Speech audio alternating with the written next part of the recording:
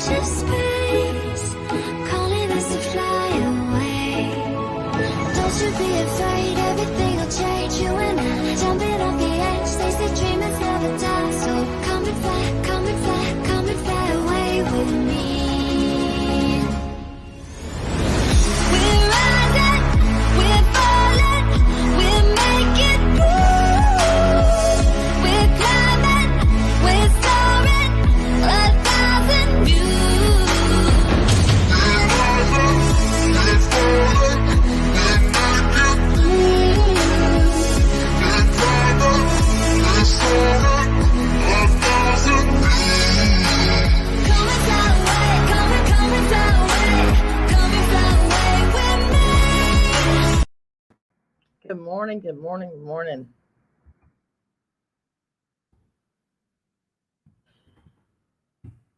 Sorry, I was typing something to Sally. Good morning, Deborah. Good morning, Miss Sally. How are you guys this morning? Hope everybody's doing good. I did not put out a video yesterday. I wanted to, but my mind was just blank. I was going over a bunch of stuff and trying to find out more stuff. Hello, Miss Karen, Nano for Life. How is everybody? I hope you guys are great. I really do. Nano for Life, I hope you're feeling better this morning. Nano's been having some issues, guys, so everybody please say a prayer for her. Jennifer, good morning.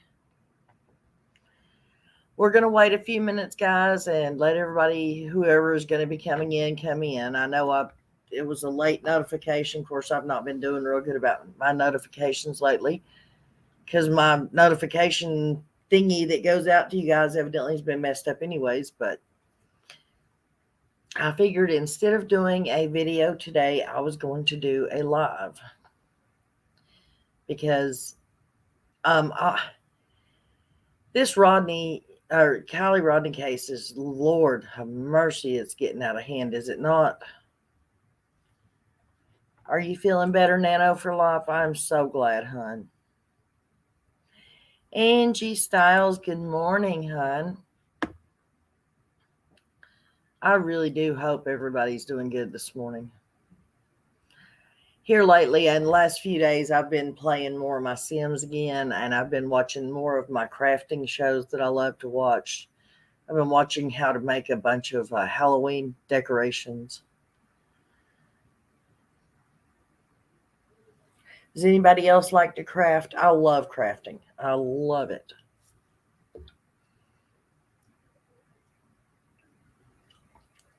I've been watching how to make the crystal balls and make lamps out of them. Is there anybody in here that's a fan of Dolly Vision?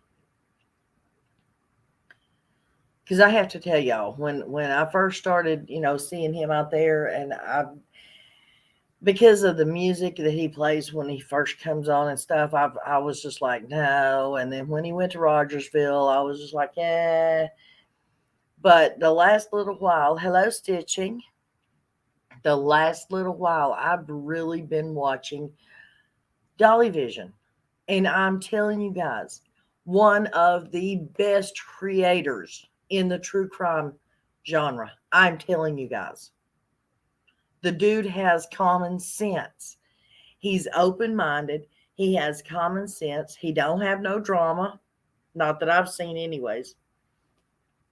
He takes everybody's thoughts into consideration, their theories, their ideas. He does try to talk to all his, because his is a call-in show. He does try to talk to all of his viewers, the ones that call in. He shows everybody respect that I can see.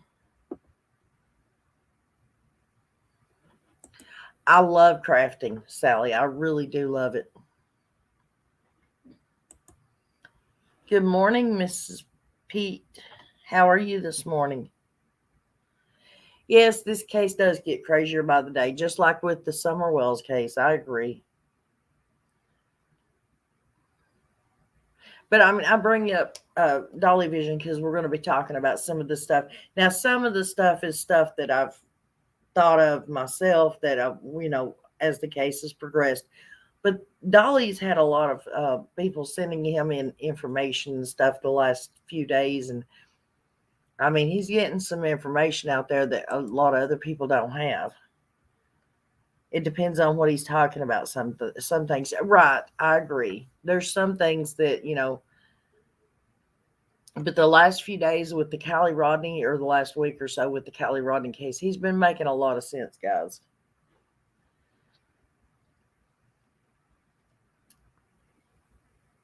I mean, I'm not saying he's the best out there, but I would rather watch him than a few others that I could name. I mean, I will sit down and watch his live streams. They're usually like 3 hours, and I'll watch them all. And I'm literally interested in what he's saying and what he has, what he's got on his show. So that means a lot to me. I mean, if somebody can grab your attention and keep your attention, and you're interested in what they're saying, and it's not a bunch of hoopla, that's, that's where you get your information. Everybody, I'm assuming, has already heard that Sammy has lawyered up with a criminal defense attorney. And see, I don't understand that statement that she put out that's going around where it says, both my parents are lawyers and they know how the process works. And, so I lawyered up with a criminal defense attorney. Well, supposedly her mom is a lawyer and her dad was a PI. So that, I wonder about that. Of course, internet could have got it wrong about her dad being a PI. Maybe he's not.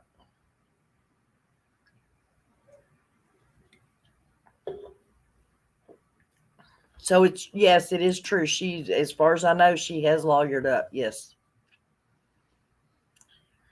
And I've been saying from the get go, and you guys know this, I've been preaching the simple fact she's 18 years old, and she openly admitted that she was giving this child, this minor, alcohol, drinking with her all night, and she supposedly set this party up. She's going to be held somehow, some way. She's going to be held responsible, even if it's just contributing to the delinquency of a minor. So I'm assuming her mom advised her that she needed to go ahead and get a criminal defense attorney, simply because of all the hearsay on the internet, if for nothing else. Because if y'all think, everybody on the internet saying that Sammy's guilty. So her mom, being an attorney, did what she should have done, which was advised her child to get a criminal defense attorney. Stitching says yes, but still does not make her guilty. I can tell you, bad case, the mom and dad lawyered up and everyone come after them. It wasn't even them, right? I mean, but it's a smart thing. It's a smart thing for them to go ahead and get a lawyer because of all the hearsay on the internet. And everybody's just jumping to the conclusion that, oh, she's lawyering up because she's guilty. No, she's lawyering up because her mother is smart. Because it doesn't matter if you are took in for questioning, just for questioning. You're not a suspect for something, but you're took in for questioning. Your first move, and everybody will tell you this, your first move should be, I am not speaking without my attorney. That does not make you guilty. It doesn't make you look guilty. They will try to convince you of that, but it's not true. The smartest thing you can do, if you're called in on spitting out on the sidewalk and you're hauled into jail, your first move should be, I want my attorney here. You never ever say a word to anyone without your attorney being there, simply because they can, and a lot of times do, twist your words to make you look guilty, whether you are or whether you aren't. So I'm just saying the girl's just being smart. But Sammy's stories aren't adding up, in my opinion. They're not adding up. I'm not saying she's innocent, by no means. Yep, she should at least be charged for the alcohol. Exactly. I agree 100%. She should be charged. I think she should be charged for a lot more than that. I mean, yes, I understand she's just 18 and she don't have, if any, more sense than Kiely Rodni at the age of 16 did. But plain and simple, her mother is an attorney and she should have known when you turn 18, you're taking responsibility for anybody younger than you if you have them in your presence and you're handing out drugs and alcohol. Plain and simple. Good morning, Holly Golightly. How are you this morning? I've got to ask Holly, did you name yourself Holly Golightly to be respectful of Molly or to criticize Molly? I've wondered this since I've seen your name the first time. Hello, Audrey. How are you this morning? It says, good morning. Think about bartenders that continue to serve someone when they're already intoxicated and then the person drives and harms someone. There are cases of establishments being responsible. Exactly. That's why bartenders have to go to the ABC classes. They have to learn the signs that tell them this person has had too much to drink, because when that person has had too much to drink, they are by law obligated to cut them off. And if they don't, if they continue to serve this person knowing that they are intoxicated, inebriated, well, however you want to put it, they can be held responsible if that person gets in a vehicle and goes out here and has a wreck, harms someone, unalives someone by wrecking, simply because the bartender was the one responsible. They're also, I don't know if they are legally responsible to do this, but a good bartender will take and call a cab or Lyft or Uber or whatever for the person. They should not even let them drive. Nothing to do with Molly Golightly. Have I ever seen Breakfast at Tiffany's? I don't know if I have or not, hon. I don't. My mind, comes and goes. I'm getting a little bit older now, so. But okay, let's say we didn't. It's a movie, I'm assuming. Is that the main character? You think you have a tarantula in your house? Where do you live? Good morning, Auntie M.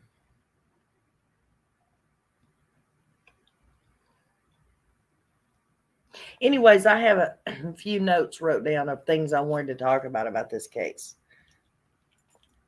And we're going to go over them one at a time. But the first one we're going to go over is the fact that when I was watching Duty Run last night, I know it came on before then, but I didn't get to it until last night.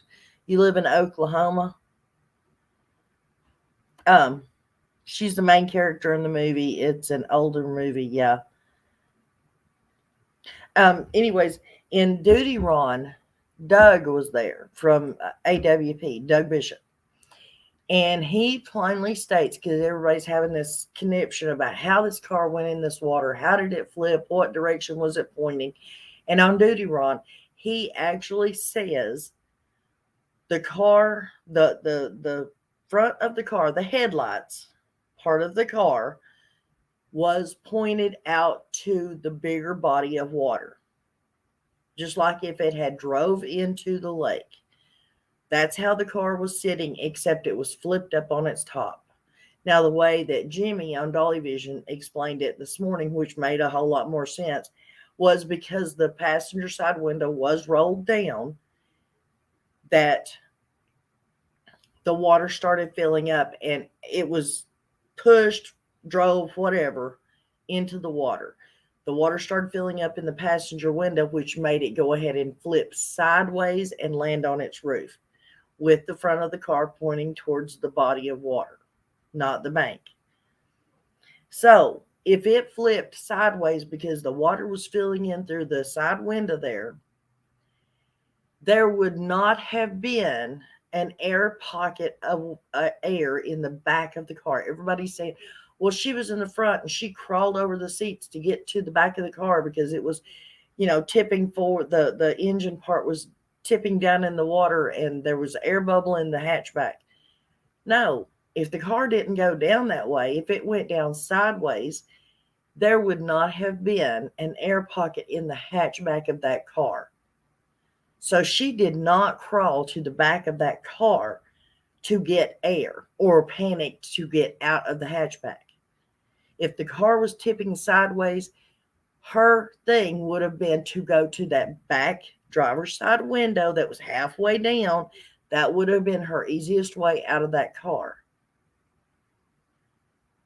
So nobody can tell me that she was driving that car and drove it into that lake. I don't believe it. I've not believed it from the get-go. Nana, I think Nick saw something that pointed to fact.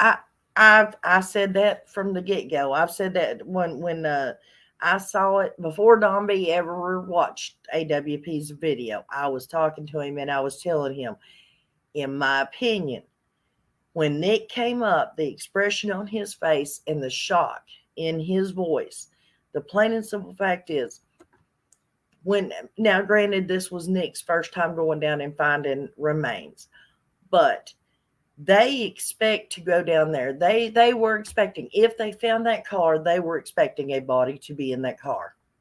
I mean, that's common sense. When he went down there, he was expecting to find a body. He was expecting to find all these things. He was expecting the car to be upside down. Yeah, it may have surprised him that she was in the back of the car, but the way he acted. Now, granted, there's another girl that says she's cleared up all these pictures and you can see everything, including the color on the clothes the girl was wearing. And that girl says that Kiely was fully clothed. So, okay, if she was fully clothed, which was my first instinct, that obviously she either didn't have clothes on or part of her clothes were missing, and that's what he was saying looked suspicious. Okay, well, if the girl had all her clothes on, then there had to have been something else that looked suspicious. And like I said in the other live, perhaps this child, somebody had her in the back of her car with the hatchback open, and they were taking something that she didn't want to give. I'm trying to not be graphic, guys. He or many he's, or in this day and time, many he's and she's were taking something that she didn't want to give. She started screaming, and that seatbelt that is in the back of that CRV, they grabbed it because it was the first thing they could come to, and they wrapped it around her throat to shut her up. That is possibly what all those kids were looking at in that picture. When they're all turned around and that snapshot of the group, that is possibly what they are looking at, is because they heard her screaming. Now, getting to that seatbelt, I know y'all get tired of hearing me say Don B, but that's just who I collaborate with. That's who we bounce ideas off of each other. But when we were talking, he went out and he looked at his SRV, and he was trying to, because he didn't know what that belt was for in the back either. We looked it up, and I have the video of it, I believe. I'll show it here in a little while. Anyways, that seatbelt that is in the back hatchback of that CRV is your middle seatbelt for the back seat. It comes down and latches on one side with a little hook into part of a small seatbelt latch. And then you pull it across your lap and clamp it into a regular seatbelt clamp. That is there. It would have been handy. Either that, or like they were saying, like people have been saying, they took and pulled it down and pulled it out the door to hold her in place. Now, I myself happen to think that the tow truck driver, I think maybe he's telling the truth. Like Doug keeps saying, there's more to that conversation than what we saw. There's more to that conversation than what we heard. But he plainly states at some point, maybe not in the video that was released, but at some point before it was released, I saw a clip of it. Why was the seatbelt hanging out of the hatchback? Because the seatbelt doesn't latch in the hatchback anywhere. For that seatbelt to actually latch, you pull it up over the back seat and latch it into a regular seatbelt latch. So there wouldn't be anywhere to latch it in the back. But if you grabbed it and pulled it down and held it while you shut the hatchback, it would have worked the same as a seatbelt. It would have held her in place. Like people have been speculating, to keep her from floating out. They think that maybe that's why the windows were rolled down, was to make the car sink faster. They latched her in a seatbelt so that she wouldn't float out and be discovered. What's going on? Did you hear her car was seen abandoned in a field about 15 miles away 3 to 5 days later by Caltrans? No, I didn't hear that. Is that belt meant to secure cargo? No, it is not meant to secure cargo. That's what I'm trying to tell you. It is a third car seat. It's the middle car seat. It's the middle seat belt for the back seat. Hang on one second and I will show it to you.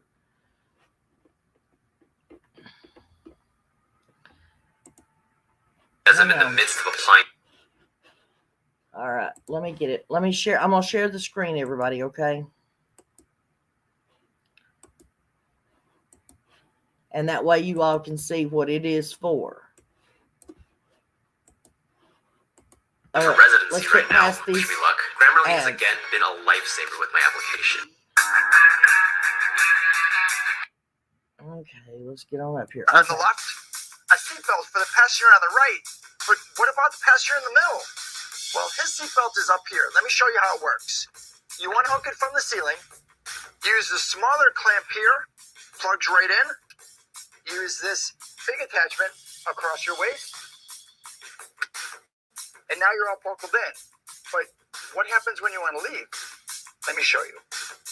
You unplug it here, and here's the trick. Use this buckle to release it right down here, and then you can easily store it right back in the headliner.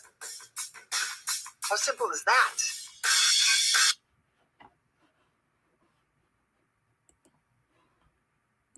See? Did y'all see that? Could you see it and hear it?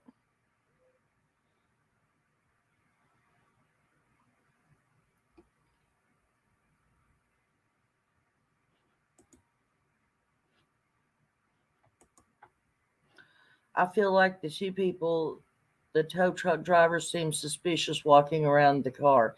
It seems like they were holding something, in my opinion, or hiding something. Holly, could y'all see it and hear the video? I do.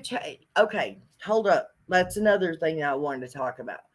Do you all remember back a little while back, maybe a year or two, there was a woman that called the police department. She called 911 and she started ordering a pizza.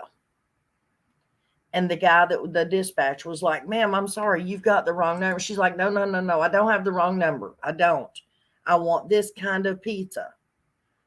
This is the address. This is the phone number. And the cop finally got it, that she was calling for help, even though she was ordering a pizza. It was big news everywhere. Well, same thing here. Could this be possible?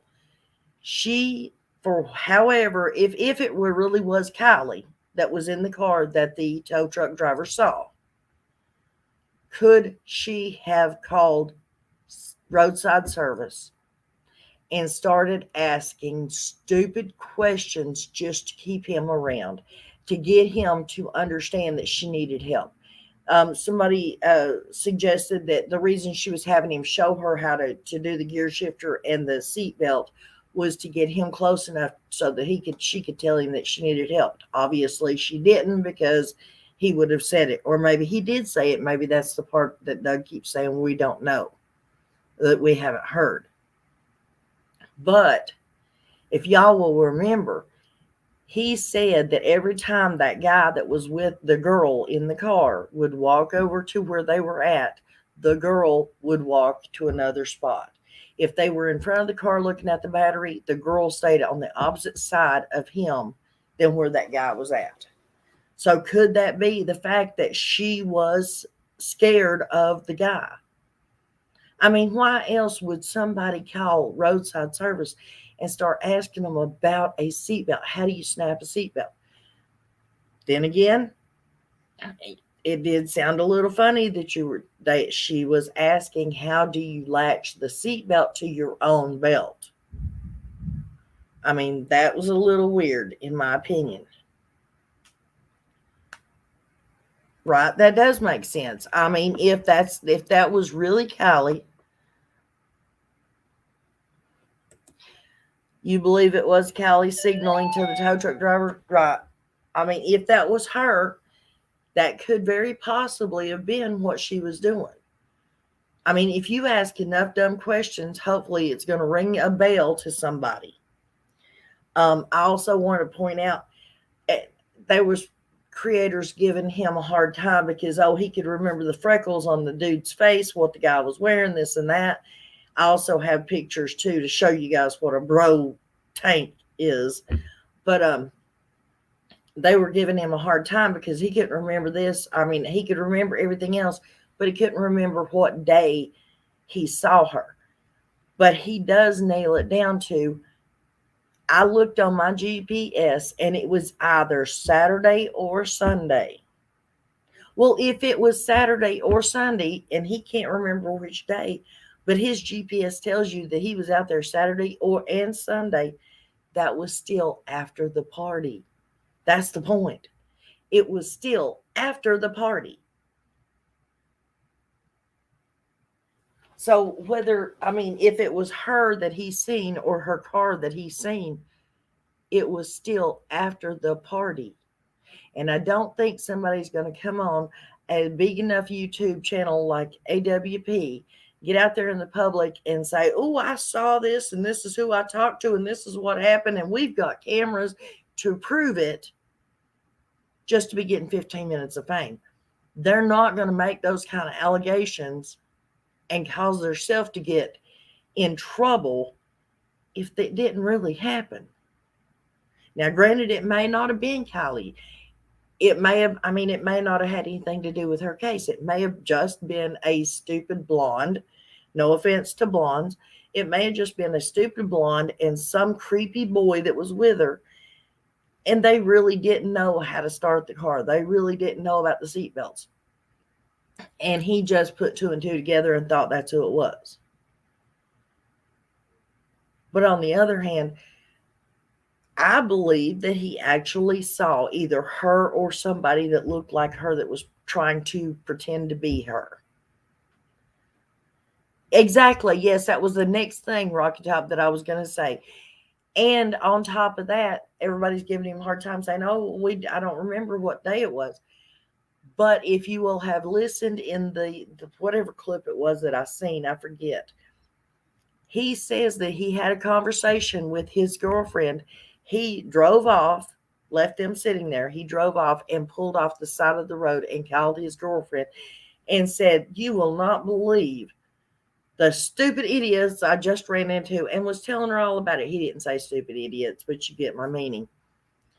And when they were discussing it later on, the girl said it was on Saturday simply because that was her dad's birthday that it happened on. That he called her and said, hey, I just left these people. And these were the questions and how they were acting. That was his girlfriend's dad's birthday. So she knows for sure what day it was.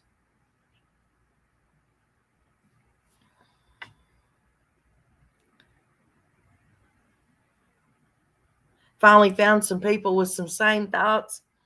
Well, thank you, Criminality. I appreciate that. Thank you. I appreciate you just subscribing. Thank you. Okay, let's get on with the next subject at hand. Okay, we talked about, I'm going to read that letter from her grandmother.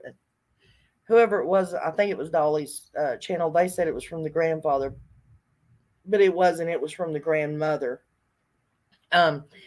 Also, why, if Mags was such a good friend of hers,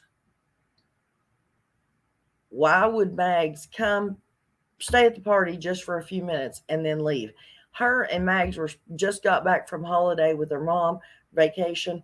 Her and Mags was supposed to be going hiking the next morning. Why would Mags come, stay just a few minutes, and then leave? Something's not right in that picture.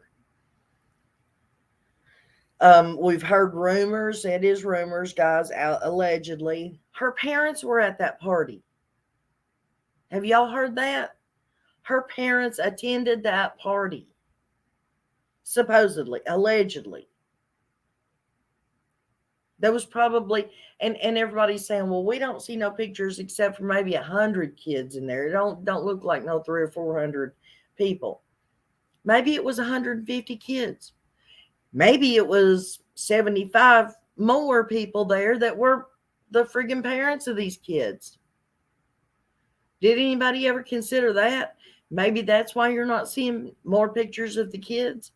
I mean, when you got a bunch of teenagers taking pictures, they're not going to be taking pictures of the parents over here. That wouldn't be cool. They're going to be taking pictures of each other. And it wouldn't matter if mom or dad was over here falling over drunk or, crazy on mushrooms, which that was another picture that was sent in to Dolly of that supposedly was served at the party was 2 grams, I believe it was, he said, of magic mushrooms. Okay, strap to the back. We discussed the direction the car was pointed. Oh, and guess what, guys?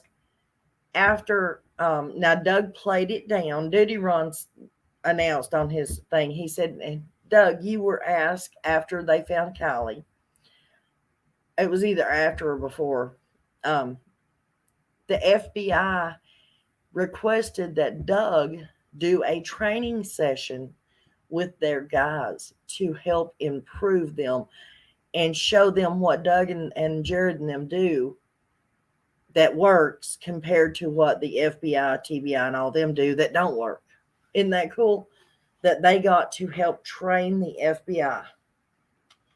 I think that's cool. I thought it was worth bringing up. Sammy. Sammy's out here saying that she received, it was either a text message or a phone call from Kylie saying, oh, I love you, good night, da-da-da-da-da, at 12:36. 12:36 a.m., guys. Isn't that interesting? It's even more interesting when they have confirmed that the phone went dead at 12:32, I believe it was. Magical phone, huh? Well, that is the points that I wanted to make, guys. Do y'all have any thoughts on anything that I've said? I think I've covered everything that I had wrote down. Oh, except for the letter. Hang on a second. Let me pull this letter up. I don't know if any of you have seen the letter, heard about it, but I'm going to read the letter to you guys. Young kids. Okay. Now it says, this is an open letter to the sheriff's office. Anyways, for Cassandra. It says, over the last 17 days, we have been filled with uncertainty, grief, and fear. Locating our granddaughter on Monday has brought us an element of resolution. While not the conclusion we had hoped for, this agony has been brought to an end. Yes, we are saddened, but we now know where our dear Kiely rests. It took an army of individuals to find her, from backcountry hikers to the FBI, divers and tow truck operators, print shops, sheriffs, police, Homeland Security, and ultimately the Adventures with Purpose team who found her. Collectively, we all made it happen. Everyone volunteered their skills, stood up for Kiely, and hit the pavement running. In the end, we found her. There will always be an armchair warrior contributing an unproductive display of criticism, ridicule, and blame. The Nevada and Placer County Sheriff's Departments gave it their all. For those who point fingers and don't believe in our law enforcement, if you ever find yourself in deep trouble, simply dial 911. Law enforcement will be at your door within minutes to hold you up during your darkest hour. We are forever indebted to you. Kindly, David and Cassandra Robertson. That's Kiely's grandparents. I'm assuming her mom's mom and dad.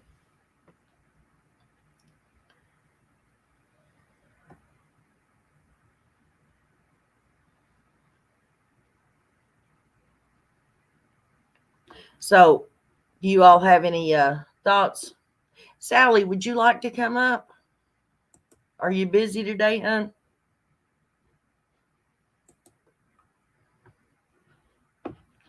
I'm going to drop the link, okay, guys?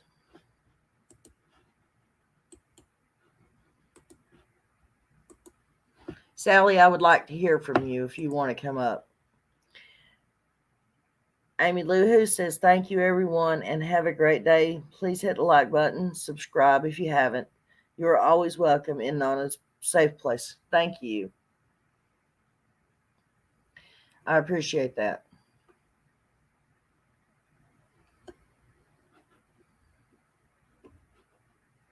Does anybody else have any thoughts?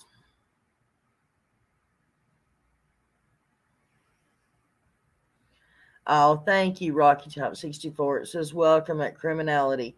You will love Nana, and content is great. More like a family atmosphere. Oh, well, that is awesome. Thank you.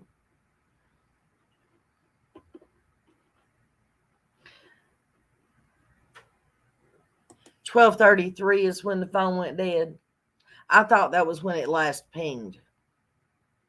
You know, like, I guess, yeah, that would make sense. If it pinged at 12:33, then that's when it would be dead. Hello, Miss Sally. Hello, hello. I am so happy to have you up here. Thank you so much. Thank you for asking. Well, yeah, I mean, I really, really respect you. You know that. I have from the get-go. Oh, thank you. You have so much interesting things to say, and thank you for what you said on your video the other day about me, too. Oh, absolutely. I meant every word of it. Oh, well, thank you. So what do you think's going on with Kiely Rodni and Sammy and all that? So right off the bat, I got Mean Girl vibes from the so-called Friends. Right. And that was probably the first thing that was like a red flag for me. And when they were speaking to her mother, and she was speaking about the type of relationship that she had with her daughter, about how open they were, about her drinking and all that stuff, that was another red flag to me, because I truly do believe that her mother was speaking the truth. And I feel like if Kiely felt she was in a position where she wasn't okay to drive, I really think she would have reached out to her mom. Right. And a big part of me feels like there has to be somebody older that's involved, because I feel like they had help concealing her car until someone was privy to information about, you know, what law enforcement was doing, where they searched, when they were done, kind of deal. And then she was put there afterwards. Right. So that's kind of where I'm at. I think there's a lot of players involved, and I'm not sure about everything that took place there, but I do hope that the parents keep pushing for the right answers. I hope that her mom trusts the relationship she has with her daughter, knowing that Kiely would have reached out, and that's enough for her to keep pushing. And then when everybody kind of shut down and was told not to talk, I think that, I don't know how she was able to deal with that. That to me felt like the biggest betrayal ever. And yeah. That's not even my daughter. And I was just like, I was furious. Oh, I don't blame you. Discovering truth. This is something I granted there's a lot I probably haven't heard in this case, because when it first started, like I said, it bothered me really bad because of my own grandkids. But Discovering Truth says, I honestly believe Sammy's twin brother did something, and Sammy's been covering for him. Ooh. I didn't know that she had a twin brother. Neither did I. Somebody said up in the comments too that he evidently wasn't at the party, or nobody has mentioned anything about him being at the party. Then Discovering says, I just think it's odd how Sammy's twin brother is never mentioned. Okay, there it is. Never mentioned at the party or at all with a party like that. I almost guarantee he was there. Well, he'd have to be there because he was probably sharing in the money that she was getting for selling the alcohol. Has anybody seen that?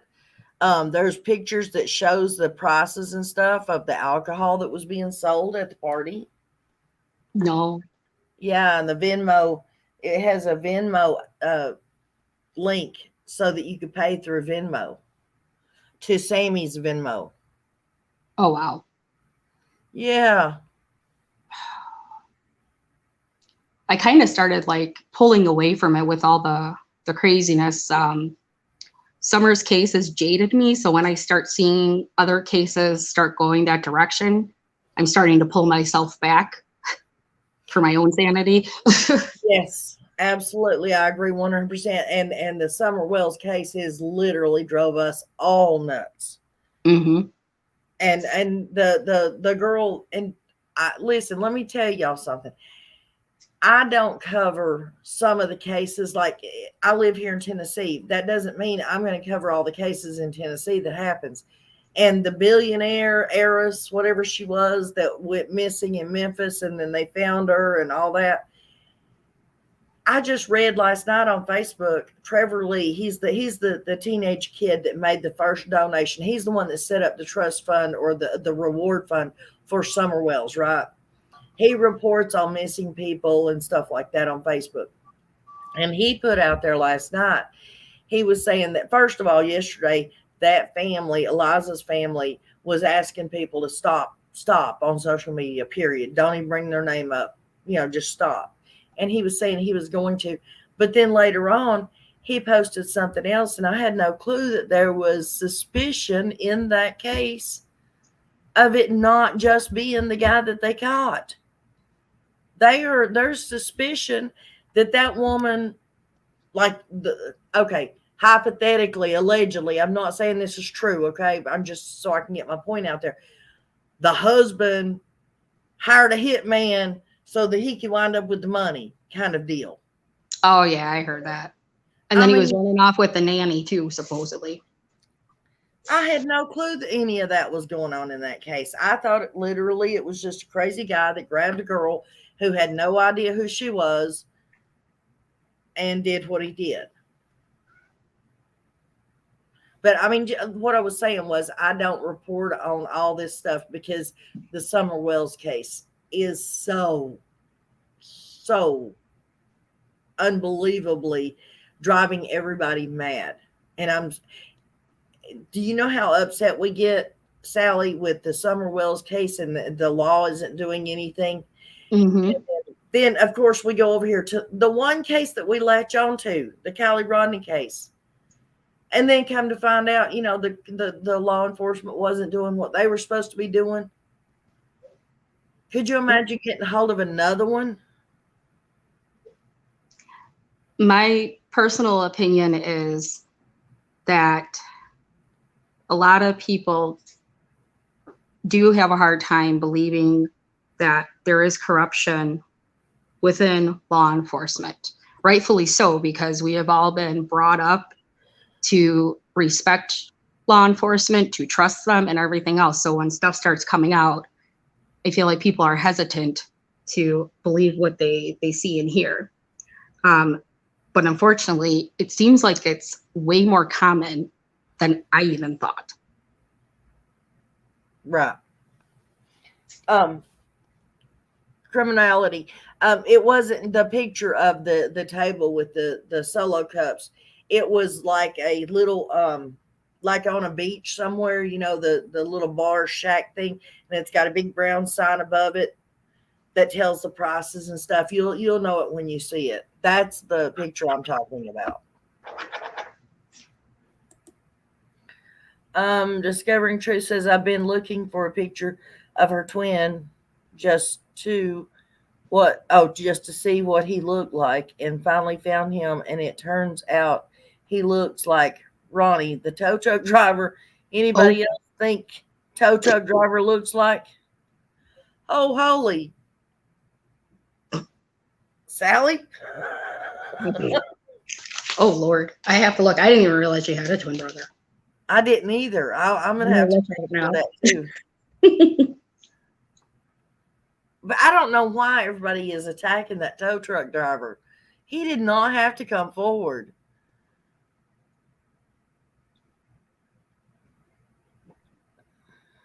Well, I feel like he's got to be telling the truth, because he mentions more than once about how his company vehicle has that surveillance footage. Right. And how his boss took it immediately after he went to him and told him.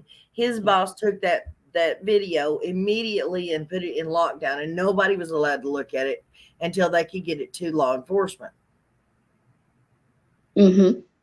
So, I mean, there's got to be something more to his testimony or his statement than just, oh, he's trying to cover for somebody or he's trying to get his 15 minutes of fame. Yes, he does look a little bit preppy for a tow truck driver, but actually he's not a tow truck driver, and we should stop calling him that. He's a roadside service person. And maybe that's why he looks so preppy.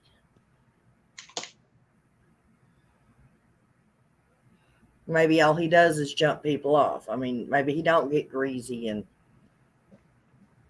right, Sally? Mm-hmm.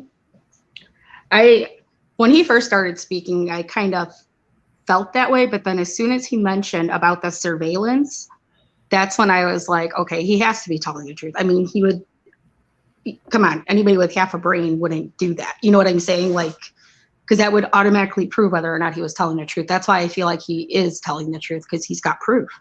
Right, exactly. And criminality says they believe he's telling the truth too. And I do too. Okay, Ryan's got a screenshot of Ronnie, and I compared it with the interview AWP did with the roadside service guy. I think they look identical. I don't think they look identical. Ronnie, the white Ronnie dude that Ryan is saying could be Ronnie has a more pointed head. Roadside service dude looks like a I don't know. He's got a square head. I don't know how to explain it, but the other dude's got, a bigger cheekbones and stuff, and then the top of his head comes, is smaller.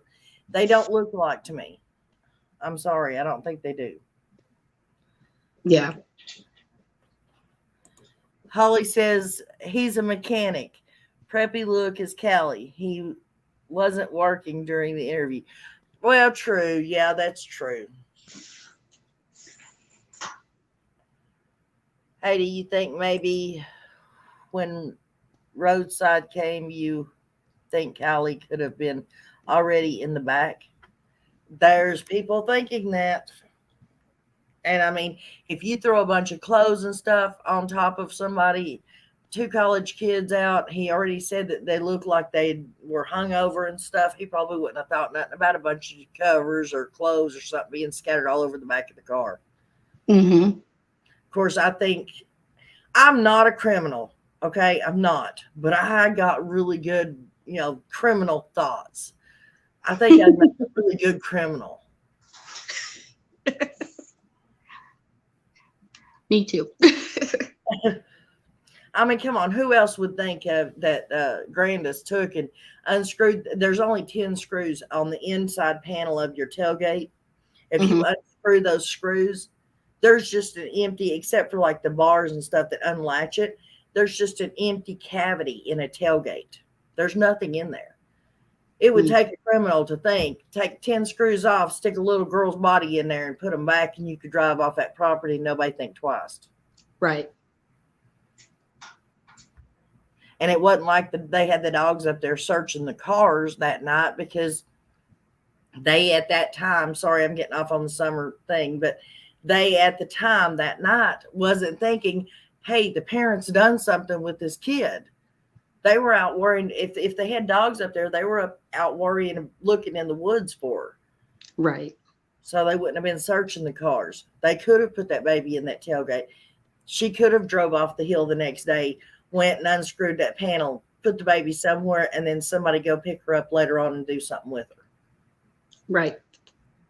And I've always said that if we can figure out how they got that baby off that hill, we'll figure out what happened to her.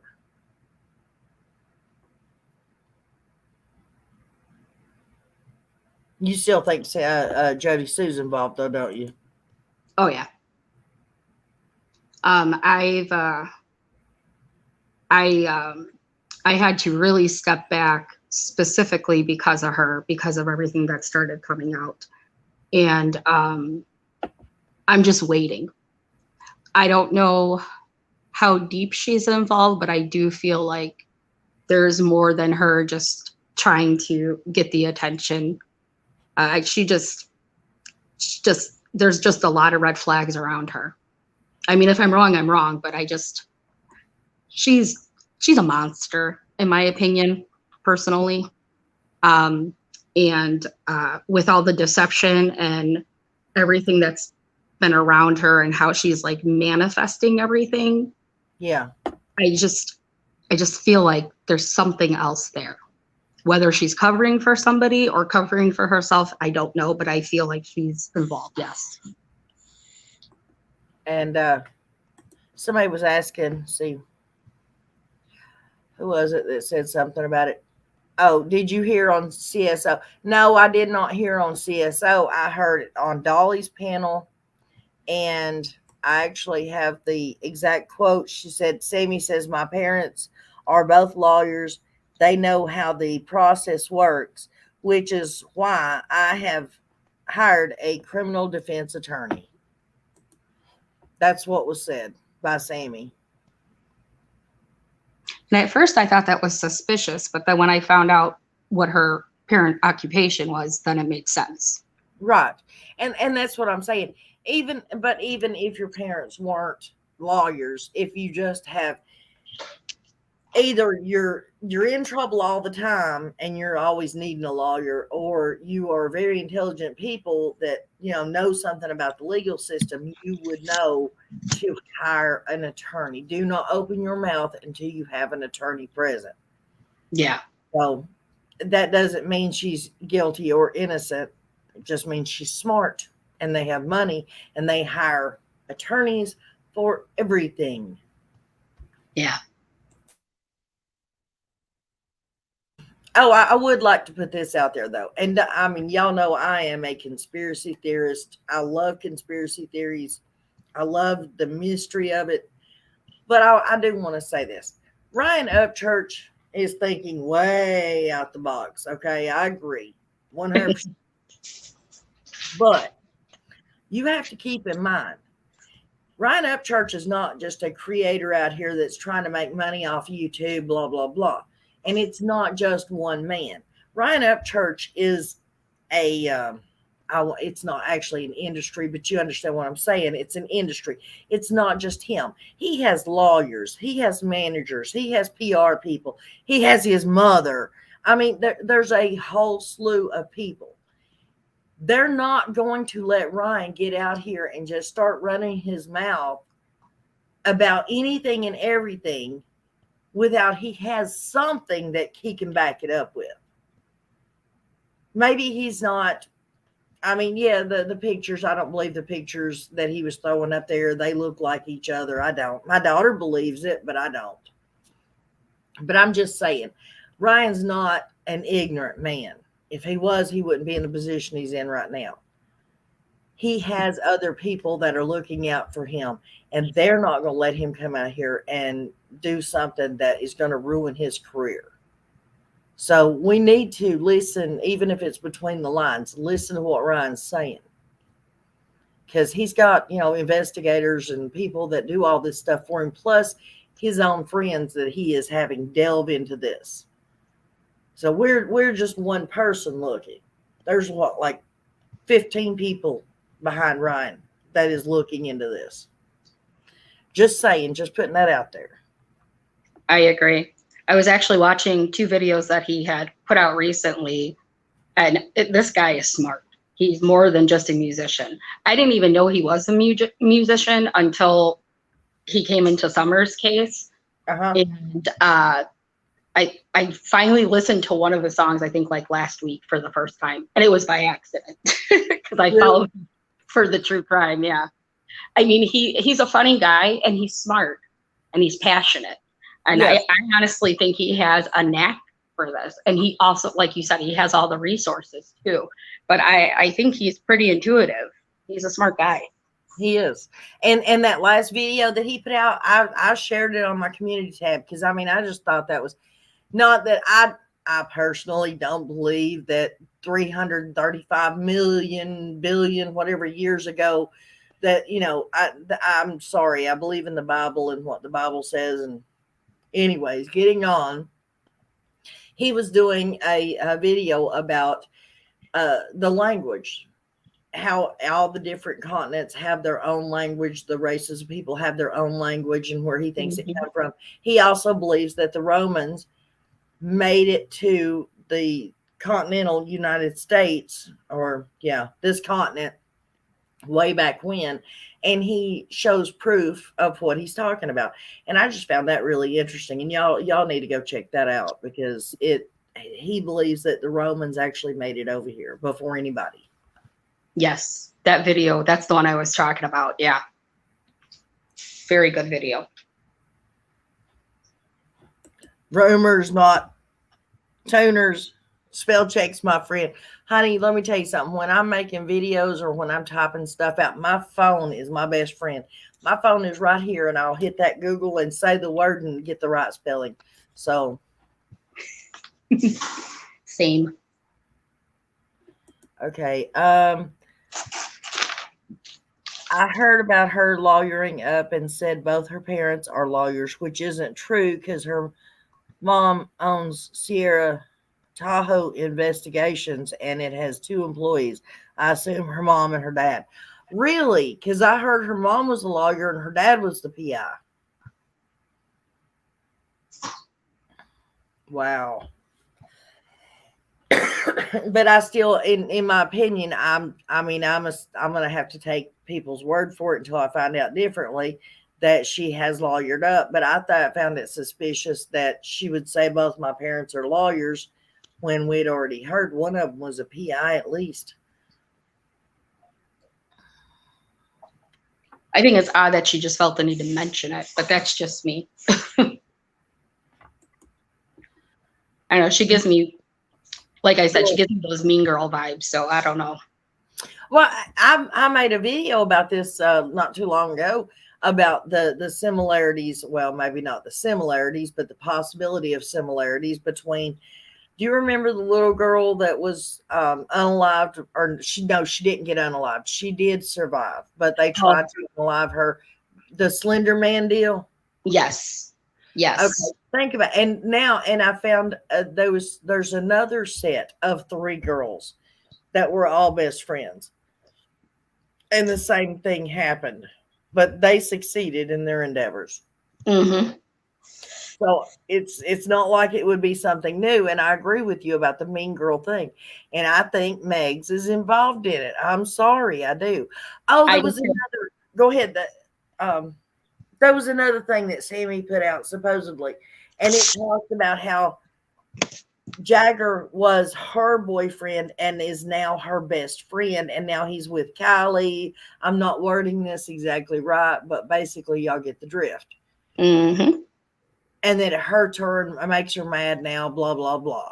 And that Jagger's not good enough for Kylie. She said that. Mm-hmm. Just, I mean, come on.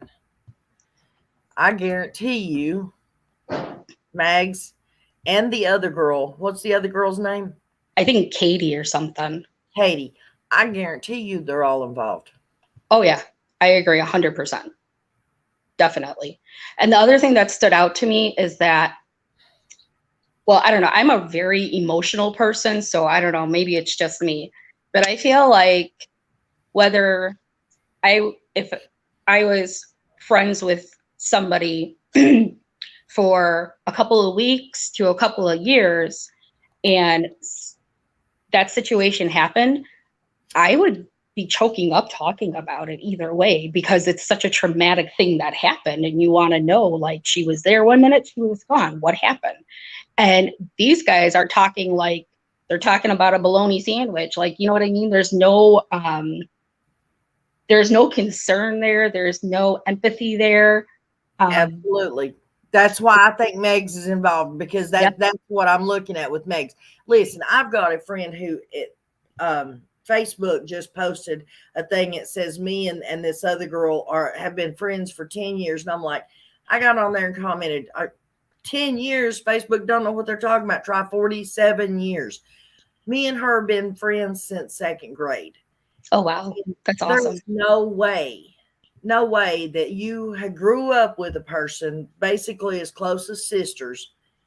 And you can just, first of all, not even, I know she came out a couple of times and talked, but Mags has not really been, you wouldn't have left your friend there if you had grew up with her and was still friends with her. Mm-hmm. You would not have left your best friend, basically sister, at a stupid party, knowing that she was 16 years old, got in a car and left with your boyfriend. Not only that, two of them, I don't remember who the second one was, but I know Sammy was definitely one of them, mentioned about how everything was fine, but then within like the first 5-10 minutes, they felt so uncomfortable because they had these bomb things being forced on them and whatnot. So if that's the case, you are feeling uncomfortable yourself, but you are going to leave a 16-year-old there. You have two people staying there. 16 too. Huh? Supposedly Mags was 16 too.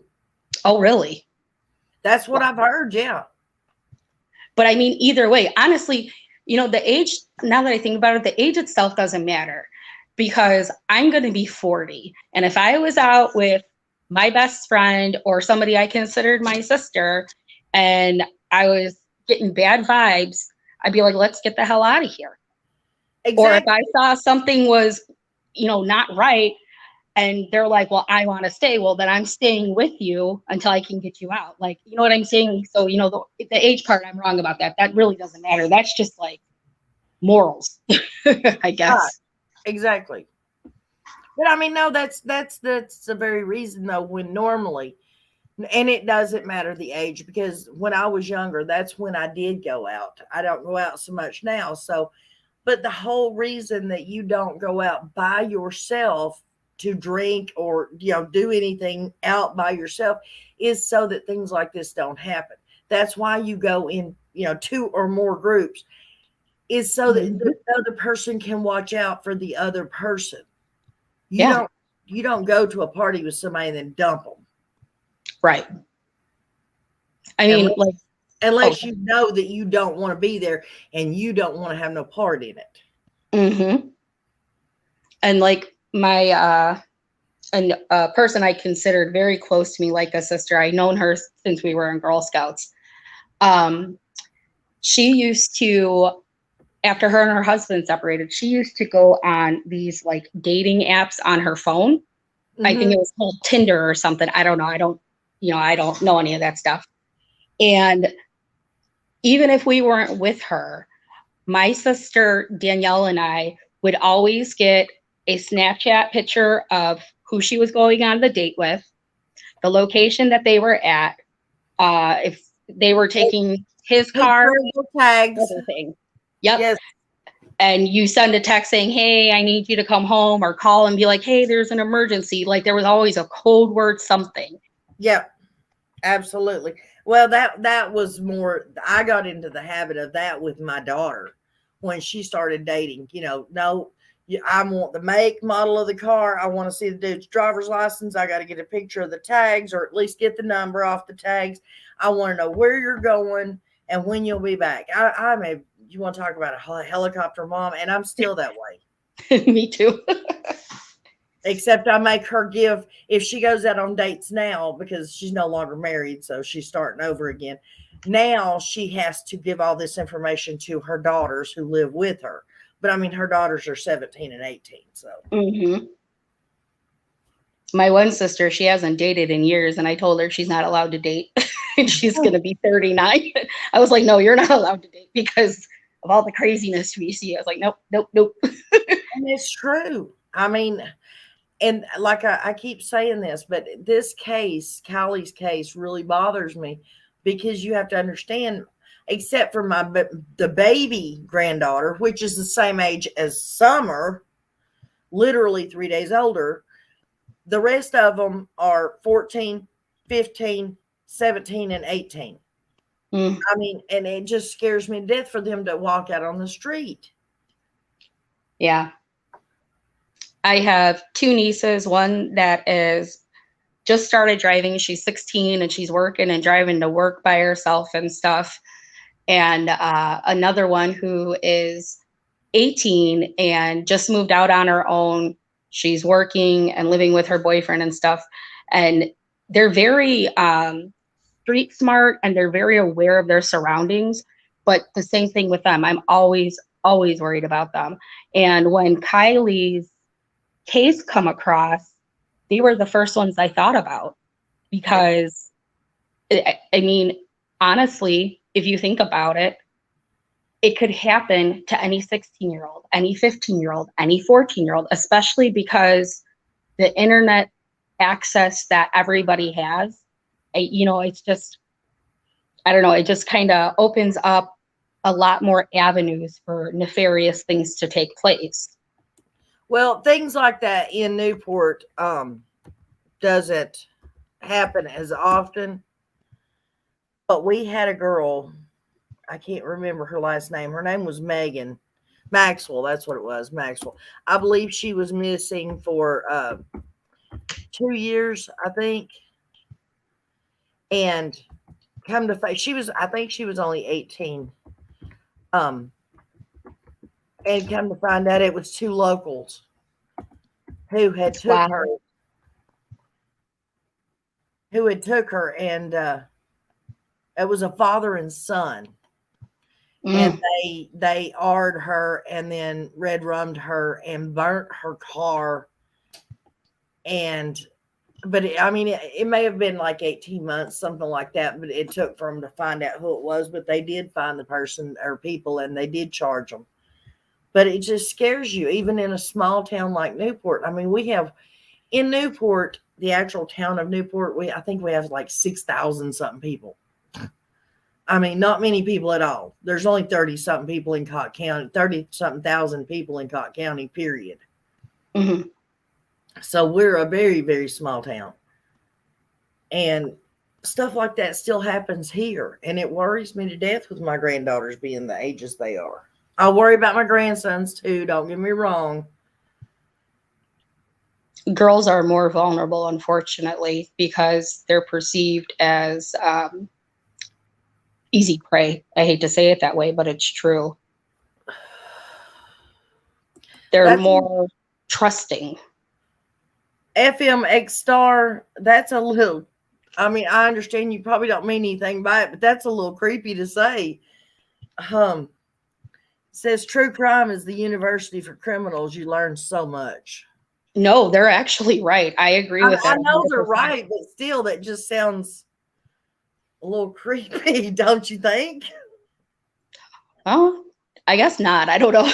Like, I don't know. To me, it doesn't. But I also like. I've always been into true crime, and then I just feel like, unfortunately, that is where some of these people get ideas, like where they become copycats and whatnot. Even before the internet was huge, just even from like movies and documentaries. So Right. I agree with that.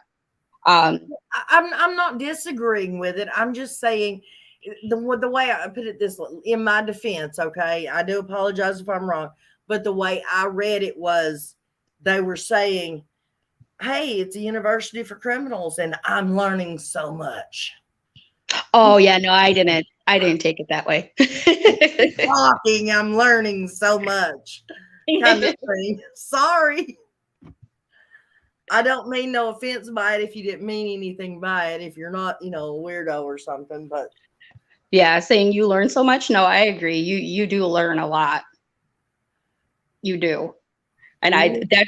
that's like a double-edged sword if you think about it, because for people like us who truly want to figure things out, like I wish I would have went into criminal psychology and did what I wanted to do, because I think it's absolutely fascinating. But I think it does give people the insight, of almost in a way kind of what not to do, so Mhm. they don't get caught, I guess. Well, Uh, that's just like the drug. Sorry to interrupt. That's just like the drug and alcohol classes, like what Don Wells was supposed to be taking and didn't. But mhm. I know somebody that had to was ordered by the court to go take drug and alcohol assessment classes. And the plain and simple fact is and they will tell you, you learn stuff you didn't know in there. They teach you what kind of drugs to take. They teach you how to take them. They teach you which ones are safe, which ones aren't. Um, you learn what to do in the drug and Wow. alcohol classes. Wow. They don't teach you not to do them. That is absolutely terrifying. It really is. Well, Wow. that's just like kids, young kids, that are going that they get in trouble when they're young, young teenagers or 18-year-olds, whatever, and they get put in the system. They should not, I mean, unless it's something horribly wrong, I don't believe they should be put into the system, because once they get in the system, if they weren't troubled in the head, if they weren't criminals, when they come out of the system, they're going to be, because they learn everything they need to know in there. Oh, absolutely. And if they didn't have an addiction beforehand, the chances of them becoming addicted to something could start right there too. Exactly. 100%. Hello, Versi. Glad to see you here, hon. You've always wanted to, discovering the truth says, I've always wanted to be a detective, but I couldn't stand the thought of seeing kids in the terrible situations. It would have killed me, but love the research. Then you need to become a private eye, sweetheart. That way you get to choose which cases you take and which ones you don't. I would love to become a private eye. I love searching all this stuff. Okay, maybe this is wrong, but let me tell you something. My best research was on my husband's. I've been married 3 times, and I just knew every one of them was cheating on me. I knew it. There is not a space, a hole, a cavity in a vehicle that I have not searched. Trust me, I can find a hiding place. Give me the job. I will find out where that person's at, and I will find out, but I have to physically be there to search. Right. I know it sounds stupid. Sorry, guys. Oh no, I think it's amazing. But yeah, trust me. And I'm very technical when I'm questioning my husbands too, because you don't just say, were you sleeping with someone else? Well, technically they weren't sleeping, so of course they're not going to lie. No, I wasn't sleeping with nobody else. They didn't lie. They weren't sleeping with them. Touche. Yep. So you get very technical. Have you had any type of any kind of sexual contact in a romantic, place with another person in this set amount of time? And if they say no, then you know they're lying. You be a good interrogator. Yes. Oh, trust me. I want to talk to Candace and Yes. Sue so bad. Yeah, I give you and everybody else credit that can talk to people, because I feel like I would, even if I bit my tongue and not say what I wanted to say, I feel like it would still come off very snarky. Mm-hmm. And I would give myself away before I really blew my top. Right. And so I don't know how you guys do it. That it amazes me, because I'm cursing listening. You know what I mean? Like, I'm losing my mind just listening to what's going on. Like, what do you mean? So I couldn't imagine actually having to talk to somebody and ask questions.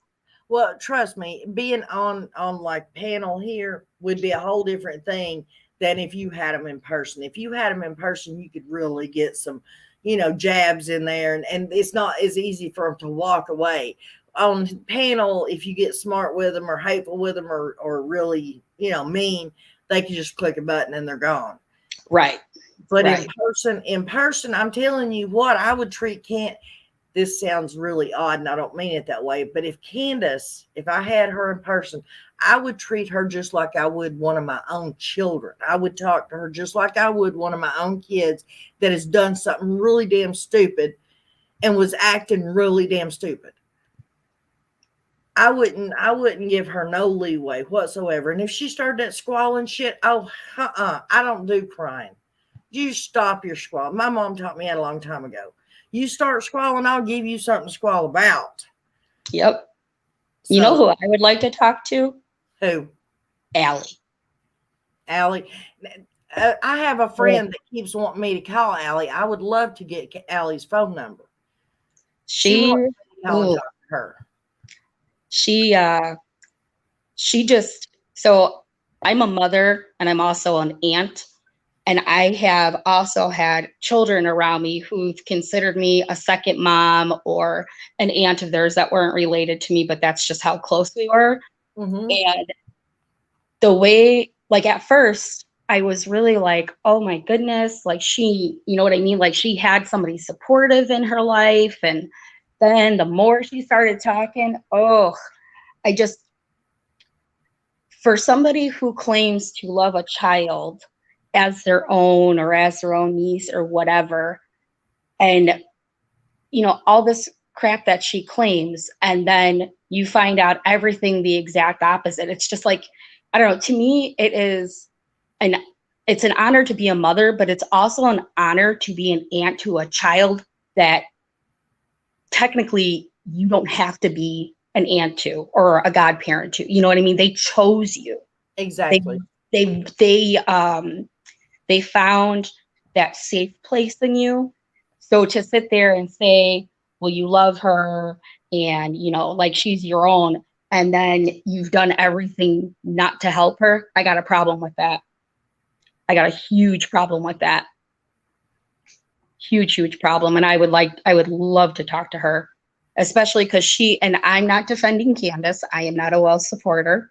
But she wants to sit there and throw shade at Candace all she wants. That's fine. However, she needs to look at herself in the mirror, because she was allowing her children to keep going over there. She still chose to hang out with her. Honestly, if there was no beef about Jose, I think her and Candace would have still been fine. That's the only issue. I wonder if that part's even true or not. Yeah, I question that too. I think that was kind of put in the works to try and distance and push blame and shift it place to place. Yeah. Discovering the Truth. I do have a Facebook page.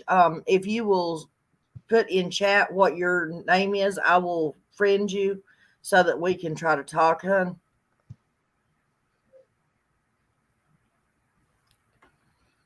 I would love to get her number.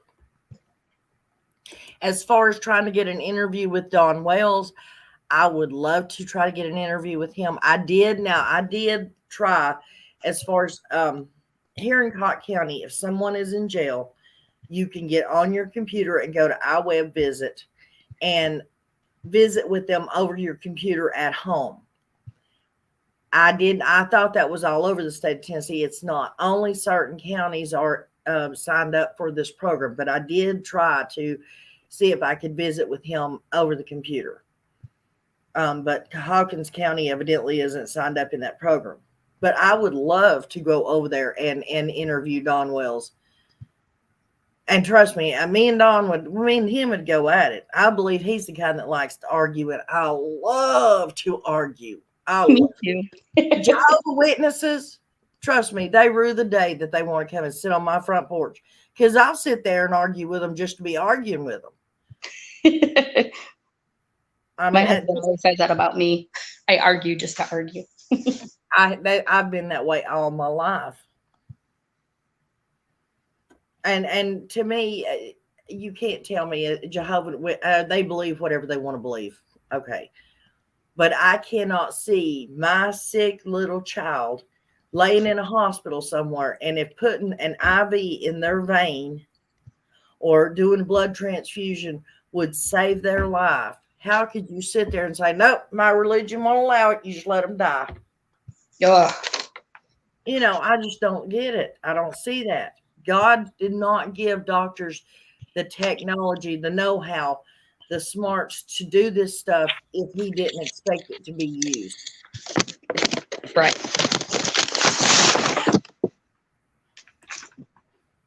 I can't understand why Jody Sue calls her daughter it.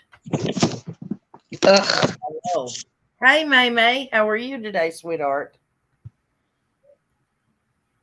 I've never heard her do that, but I'm not surprised, to be honest with you. I don't watch her much, but I've never even heard her talk about her daughter, actually. I've heard her talk about her, but usually it's when she's talking about Andy and like, there was one time where like she had her daughter get on a live and talk about some instance that had happened with Andy. Right. I don't think because I don't watch her much. I can't tolerate her. But I don't think I've heard her speak much of her. The one thing I do know is that when she was speaking about having kids, I thought she had itty bitty kids. I didn't realize she had like half grown kids. Yeah. So that was surprising. Yeah, discovering the truth. That's my thing too, which there's a lot of people already knows my real name. But let me ask you this. Are you friends with Crime Stories Obsessed? Mm-mm. Huh? No, I don't watch Crime Story Obsessed. No, I was talking to Discovering the Truth. Oh, Are they friends with? We're trying to figure out a way we can connect, because neither one of us want to put our real name in chat, and she can't do email. She can get Allie's number, she says. Oh, okay.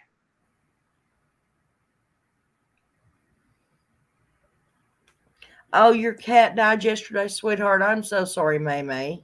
Oh, I'm sorry.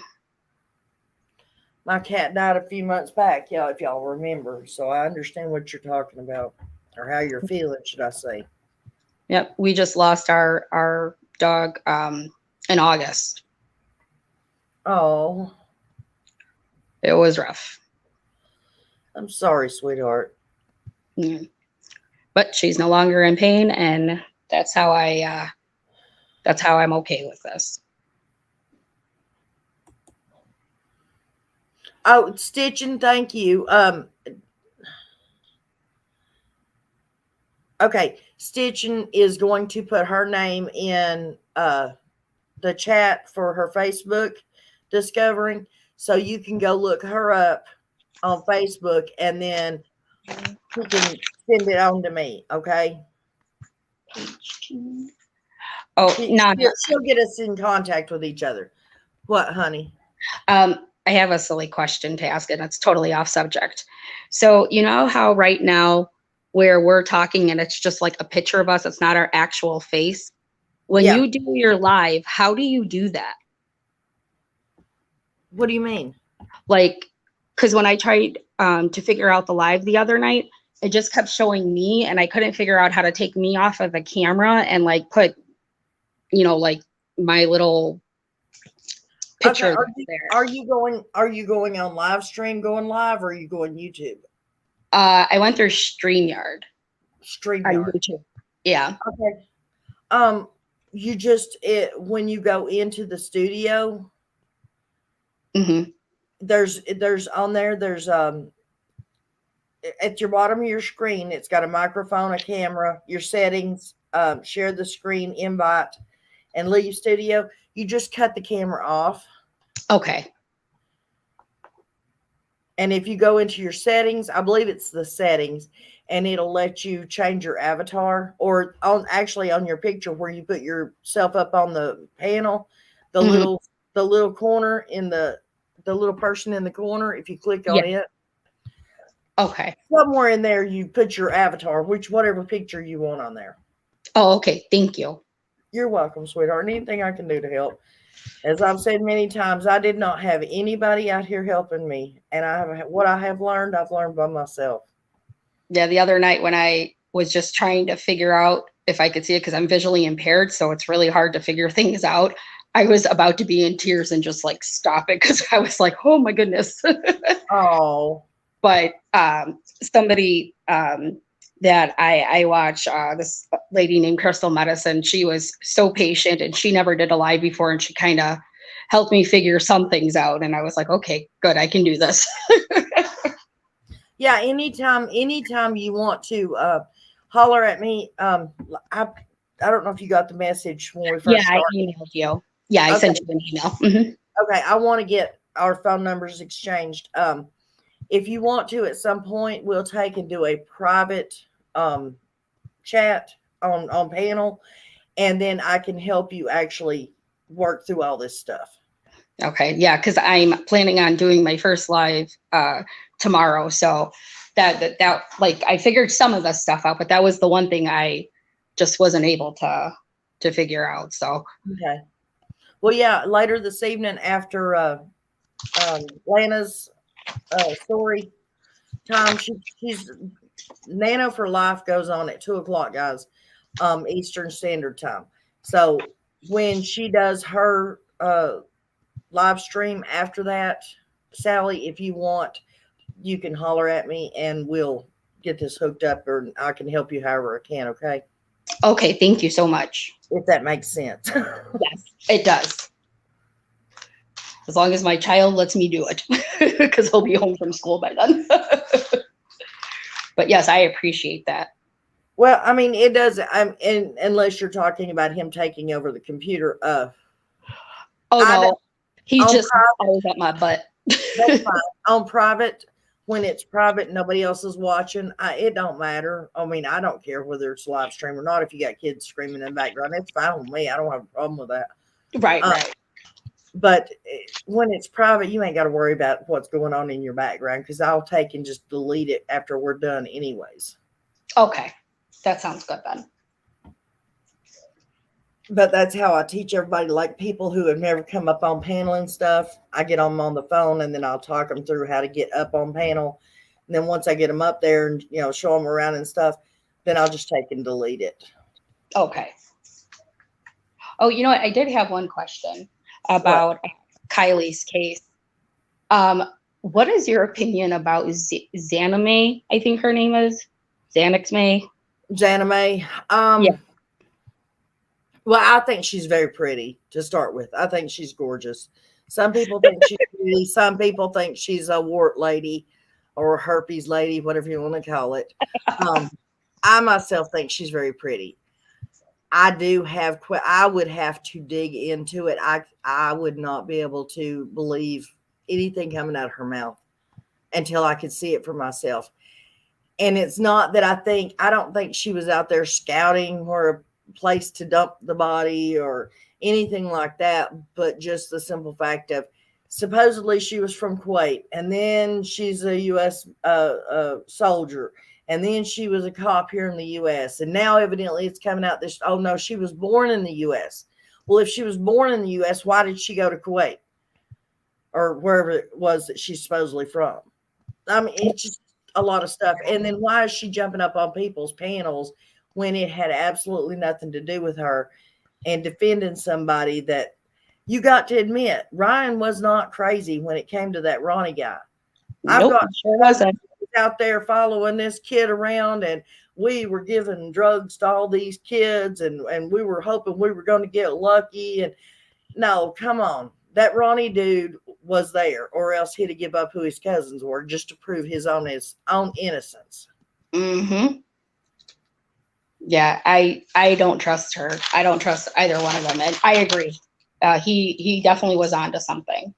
And she's just, I don't know.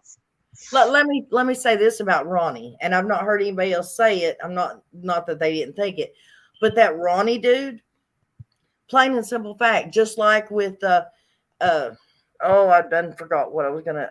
Anyways, with Ronnie, Dudley was smoking marijuana with Don and his kid. Mm-hmm. If he wasn't, then he would have turned Don in for it to begin with. So he's just as guilty as Don. Same with Ronnie. If Ronnie really wasn't at that party and he really did have two cousins, male cousins that were in their 20s, early to mid 20s, that was going to a teenage party and giving out drugs and following this little 16-year-old girl around, why didn't Ronnie call the law and say, hey, dude, I got some cousins here that's being creeping on some little girls. They're giving them drugs. Mm-hmm. He's supposed to be U.S. military. This Ronnie's supposed to be U.S. military. Well, where's your friggin' integrity, Ronnie?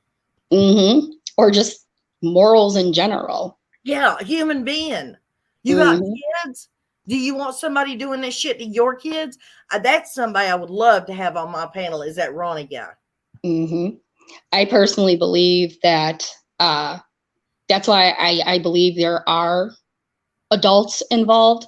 Now, when I say adult, I don't know if it would be, young or middle age, but I definitely think that there was somebody in there who obviously is old enough to buy alcohol. We know that. But I also feel like there's somebody in there who kind of played the role of I'm the cool uncle or whatever. You guys can party here. I will let your parents know, coming off as that, that person that, you can basically go to get away with anything. You don't got to worry about them snitching on them. Right. But a typical 16-year-old can't typically see stuff like that. As an adult, you would come off and be like, okay, why the hell are you trying to hang out with a bunch of teenagers?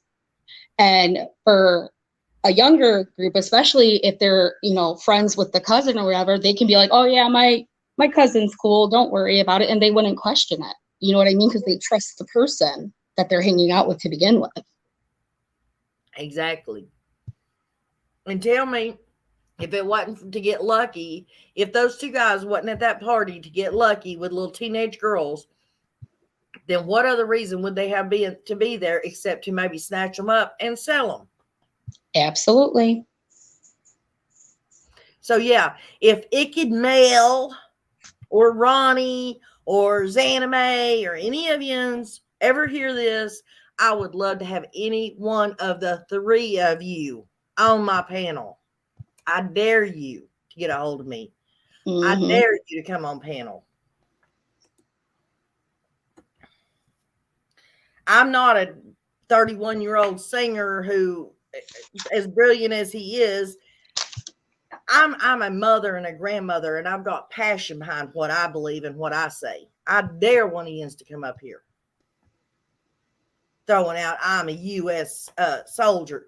You ain't shit if you're condoning somebody hurting a kid. Exactly. And I'm sorry if people get mad at me for cussing, but when I get passionate and I get mad, I cuss. That's who I am.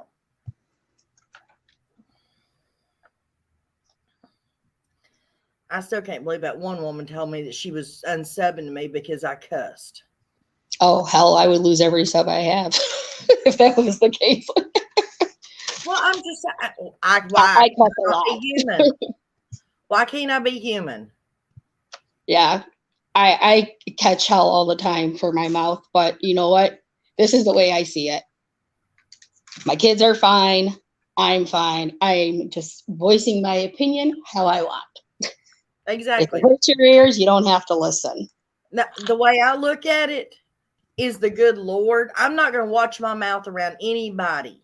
If not that I don't have respect and love for the good Lord above, I do. I am a Christian. He is my Savior. Please, that's not what I'm meaning.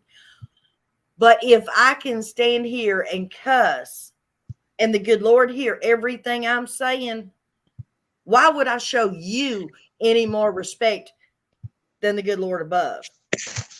Mm-hmm. I don't know if that came out right or if y'all understand what I'm saying. I understood, yeah. But if the good Lord can hear me, I don't care whether you can hear me. He's the one I have to worry about. And it's just words anyways.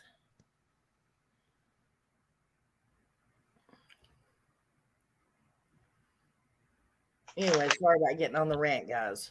It's okay. It just makes me mad. There was something else I was going to talk about. I forgot what it was now. But no, I don't know what to think about that Zanime woman. I think she was butting her nose into something that she either, one, had no clue about, or she's new to YouTube. We all can agree on that. Right. But she like pretty much inserted herself. So, I mean, that alone is a massive red flag. Okay, well, think about it. She was new to YouTube. She's wanting to get her name out there. How quick did she get her name out there? By doing what she did. That's true. I didn't think about it that way. But yeah, you're right. I don't know. I guess in my mind, like, maybe I'm not brazen enough to go that route, and other people are. Oh, and I want to say something, and I hope people do not take this the wrong way. Okay. I have found a way to add something to my videos. Okay. I don't believe in the e-begging. I really don't. I was a waitress for most of my adult life. I do believe in tips. And I've always been taught that tips means it's acronym for to ensure proper service, right? Mm-hmm. So I do not e-beg. I do not ask my followers or whatever for money. But I did find a way, and I hope you all don't take offense to it. I found a way to put a tip jar on my videos. Oh, I've seen somebody else that had that. So that I do not have a Cash App up there. I have a tip jar, and it says tips are virtual hugs. We cannot hug in person, but tips are virtual hugs. So I don't know how I'm going to be able to hug you all back. But if you want to give me a hug, you can, put a tip in the tip jar. But it's going to be a little information button that's at the top right corner of the videos. And I hope that don't make people mad or think I'm e-begging. I'm not. Is that like that? There's one where it's like buy me a cup of coffee or something. Yeah, it's something like that. Yeah. Something like that. Yeah. Except I figured it out all on my own instead of using because they go with the Google Wallet and stuff. Oh, okay. And although I would rather have used the Cash App, because, Cash App doesn't take any of the content creators' money that is donated to them. Whereas, what's the other one? Not Cash App, the other one. Google Wallets and the other, whatever it is, I can't think of it to save my life right now. PayPal. Oh, yeah. PayPal, YouTube, and Google Wallets all takes a percentage of the money given. Cash App is the only one that does not take money away from the content creators. Oh, okay. Hello, Miss Carrie. Hello, Karen. Hope you ladies are doing good today. I do believe there is something fishy with the Kylie and Summer cases. I guarantee it, sweetheart. Carrie saying hello to you too, Sally. Oh, hi. Sorry. It's hard to see the writing sometimes. Well, I didn't see it at first either. I just seen hello, Nana, and just went with it. Hello, hello.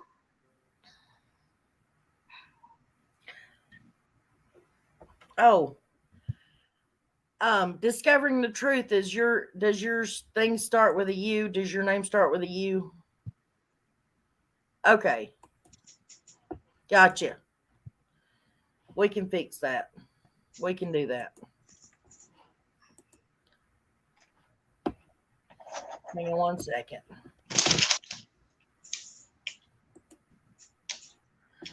Okay. Let me know if you get that, sweetheart. I just accepted it. Good morning, Sonia. How are you guys doing? Morning. You did find me, Discovering. You sure did. That's me. And that's my real name. Oh, something else I wanted. I found Candace's real Facebook page. Oh, really? Yes, her recent Facebook page, the real one. And the reason I know it's real is because I found Kathy on it. That's the one she was staying with, right? At some point? She is still staying with her. Oh, see, I thought she wasn't. Good to know. The PIs are on there. She only has like 25 people on this Facebook page. The PIs are on there. Kathy's on there. Robin Lane is on there. There's a substitute school teacher on there. There's a teacher from I'm starting to think, because I mean, all my kids went to Head Start. My grandkids have all went to Head Start here. So I know what the process to get a child in Head Start is here. Yeah. There is a lady from a special ed Head Start. I believe it's a special ed Head Start out of Greenville, Tennessee. That is on Candace's Facebook page. Interesting. But it's for children the ages 3 to 5. Do you? I'm sorry. Go ahead. I was just going to ask if you thought Summer fell into that category. Yes, I do. Yes, I do. And that's why I'm saying, that's why I'm taking such interest in this school, because I would like to find out, did Summer at some point go to this school? Were they trying to set her up with this school? Was this school going to have people come into the regular kindergarten class and help out with Summer? I mean, although this place is located in Greenville, and that's not a long ways away from Rogersville, but it's a good ways. I want to know what the connection is. Why would Candace have a teacher from a special ed Head Start on her Facebook page? That's just weird to me. Unless there was a reason. You're muted, Sally. I don't know if you know that. It's just weird. And why Candace just doesn't seem like the type that she would have a bunch of teachers and stuff on her Facebook page. Right. I think the other thing I would wonder is on her other Facebook pages, if they were on there too. Because I didn't think about that. I need to go look that up. Because she did say that Summer was registered and she had gotten, like her physical and everything she needed. Yes.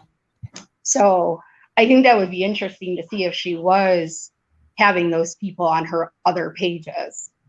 Right. Because then if they were there beforehand, I think that would make sense. But if they're not, that definitely raises questions as to why they're there now. That's something I will go check that out, Sally. Thank you for bringing that up. I didn't even click in my brain. If anyone has any questions, please put a Q. Questions would be like answered. Okay. Unless Summer is in schools elsewhere. Well, the thing, I don't, like I said, I know the procedures about getting, and basically, I'm not saying you don't have to fill out regular paperwork, you do, but basically for Head Start here in Tennessee, you go and you put their name on the list. And if there's enough spots, then they get put in those spots. But with this, it is an actual application you have to fill out for the school. You have to wait after the application is sent through the process. Then you have to wait to be contacted by the special person. I forget the name of it. And have an interview with the family and with the child and all this stuff. And I just found it really strange. But I will take your advice, Sally, and go and check on that. You know what else I was wondering about? So Grandma Candy, she moved off the property. Candace is off the property. And Don, I believe, gets out on Halloween or at the end of October. So I'm assuming he can still go back there because technically that's his land, correct? Correct. It'd be interesting to see if him and Candace reunite at all. Right. Yeah, it will be. Carrie, it was a Facebook account that was created the latter part of 2021. Hello, Dazed and Confused. Would you like to come up on panel? I would love to have you join me and Sally. Hello, hello. Hang on a second. Let me drop you the link. If you want to come up, you don't have to come up, but if you would like to come up, I would like to have you. Do you think maybe Summer is okay, been found, and no information has been released because of minors involved in CPS case that's going on? That I don't know. See, the only thing, and yes, police, law enforcement, whatever, can do anything they want to do. We all know that. We all know that. Anyways, but hang on a second. Oh, the Amber Alert. By law, they say that they have to take the Amber Alert if they find the child. So I don't know. Now, like I said, that one Nancy Fleming from Virginia says that she had a friend who lived in Bristol, Tennessee, a guy friend that lived in Bristol, Tennessee, that told her that Summer's remains were found in the second search, but there were parts missing. Whether that's true or not, I don't know, but still, falls under the Amber Alert. They are supposed to take the Amber Alert down if the child is found, whether they're found alive or not. Huh. I haven't heard that. Yeah. I thank you, Dazed and Confused. Maybe the next time. I would love to have you up. Good morning, Brookie. Hello, hello. Bertie has a question. Does anybody know what happened to Summer's swing? They say they took it and tied it up inside the tree just to get it out of line of sight, I'm assuming. And maybe it was so that no other kids would play on it, like we saw that video of that one little kid playing on it. Oh, that video made me so upset. You most certainly may join, Brookie. Of course. Jump up here. That video of the other child on the swing, that really upset me. Like, I don't know, I guess I just feel like if your child was missing, that would be the last thing you would want to see. Especially supposedly that's their favorite toy, blah, blah, blah. Yeah. Right. And by all accounts, that was I feel like that's where I don't know if her safe place would be the right word, but I feel like that was her happy place in a sense. Yeah. Rocky Top says, didn't the Amber Alert get took down at one time?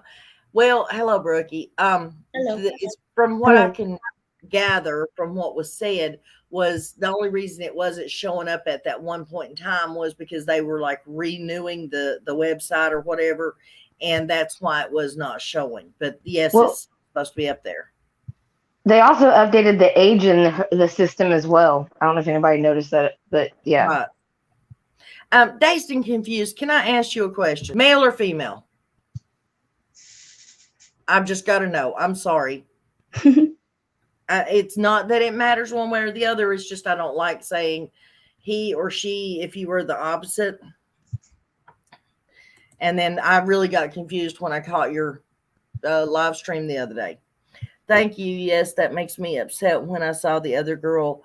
And it's nothing against little girl, but if that was my daughter, that swing would have flowers braided all around it as a memorial. Mm-hmm.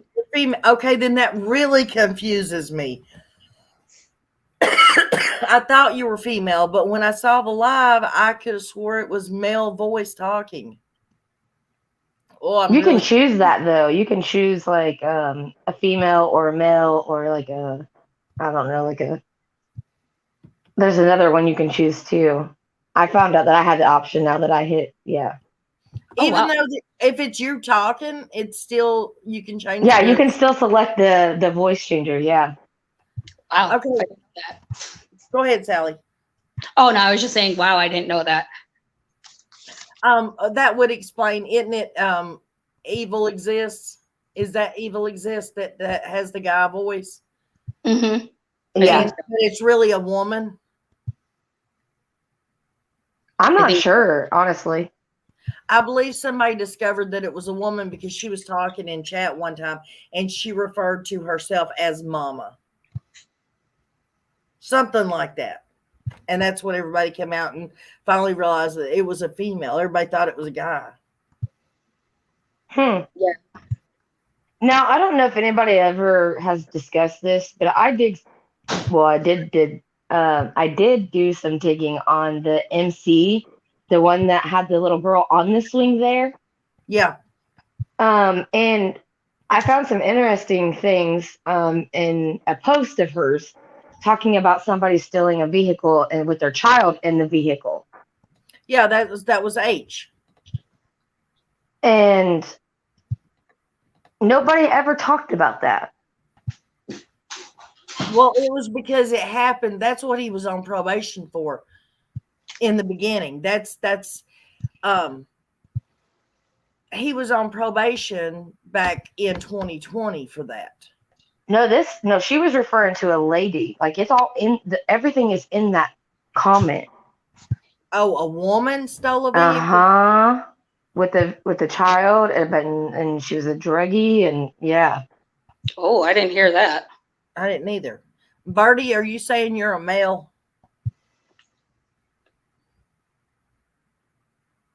Okay. See, question. Carrie has a question. I wonder what happened with this guy creator that was gonna hire a PI. Oh, I know what she's talking about. Yeah, I thought he did. No, from or what was that for MV?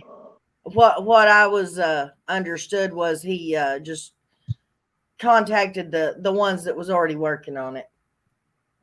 Oh, okay. Because that wasn't they gonna dig on Tim? Yeah. Yeah, that's what was said.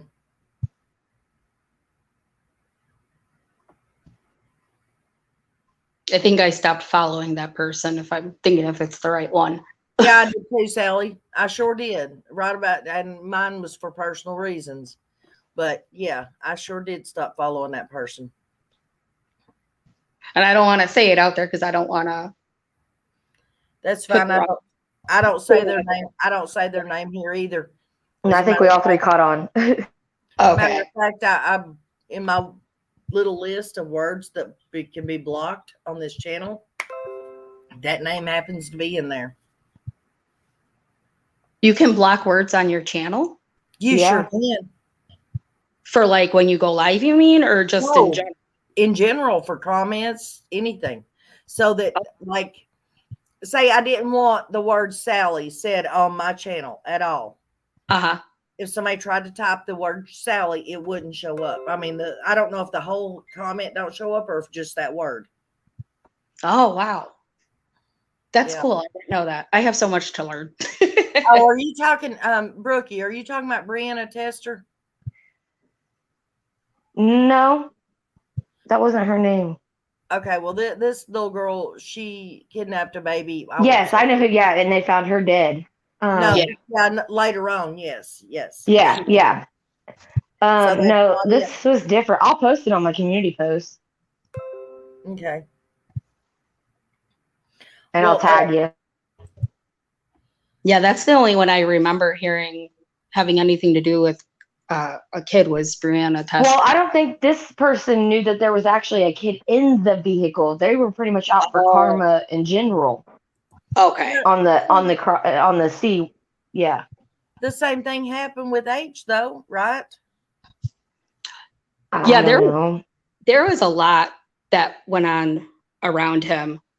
I thought he had taken somebody's car, but I don't remember there being a child in there. I remember somebody saying that he had gotten into a physical altercation with a younger girl. Yeah, That was out in front of their house. Yeah, but Right. that happened after Summer went missing. What I'm talking about, when he took the car, he did not know that there was a child in it, but he took the car. That's why he got in so much trouble. And that's why he was on probation when Summer went missing. Okay. Yeah, I didn't realize that there was a child in the car. But now that I'm starting to remember a little bit now, yeah.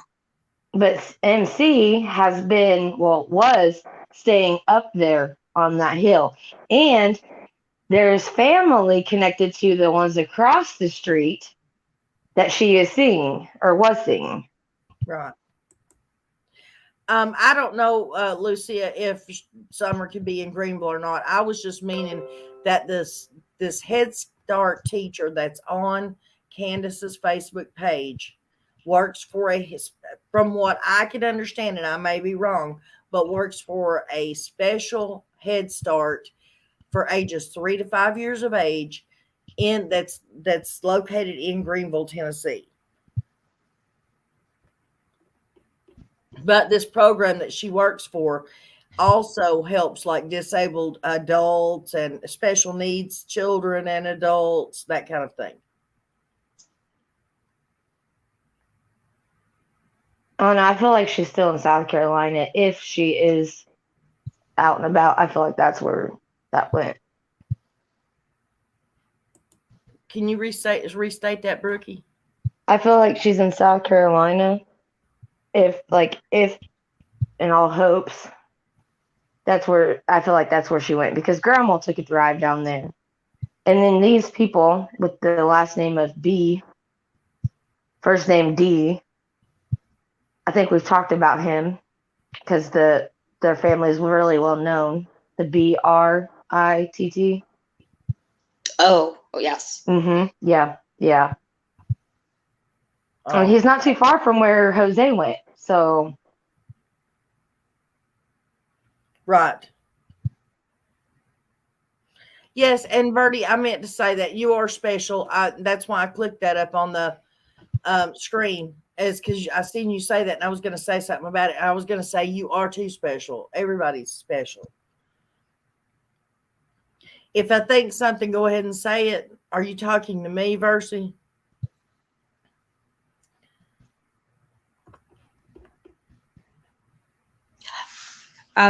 Is it okay if I ask Brookie a question? Yeah, I don't care. Did you do any digging on Brad Wishon? The 423 guy? Yeah. Yeah, a little bit. I mean, I think pretty much everybody's kind of called him out, but I mean, there's a few things like his family isn't the best either. Yes. When I was looking into him, I actually found that he has a relative that is an RSO. Yep. And when I was looking into that relative, it seemed like he frequented a lot of places that were in common, like the Carolinas, Tennessee, Mm-hmm. Yep. Utah. Right. And Wyoming. Yep. What do I think about? Mammy asked me what I think about Don's sister taking the baby to Italy. I think it's always a possibility. But I did hear something. I don't remember the creator that was playing the video. As a matter of fact, I'm gonna do a video on this. But she was replaying, giving her opinion on an interview by Cher. You know, when Cher interviewed Dawn. And there was one on there where she interviewed Sonia, Dawn's sister. Mm-hmm. And it says, you know, I was just hoping it would all go away. Well, during that interview, what it seems so strange, and maybe I misunderstood what she said, but she made the statement because Dawn's stepsisters live in Utah. She was talking about them, and she said, we, us, and here. So does that mean she lives in Utah as well? I don't know. I didn't even realize she was in Italy until I think I saw something on your channel about it. Yeah. She had, everybody thought she had went to France, but she hadn't. She had went to Utah, to Italy.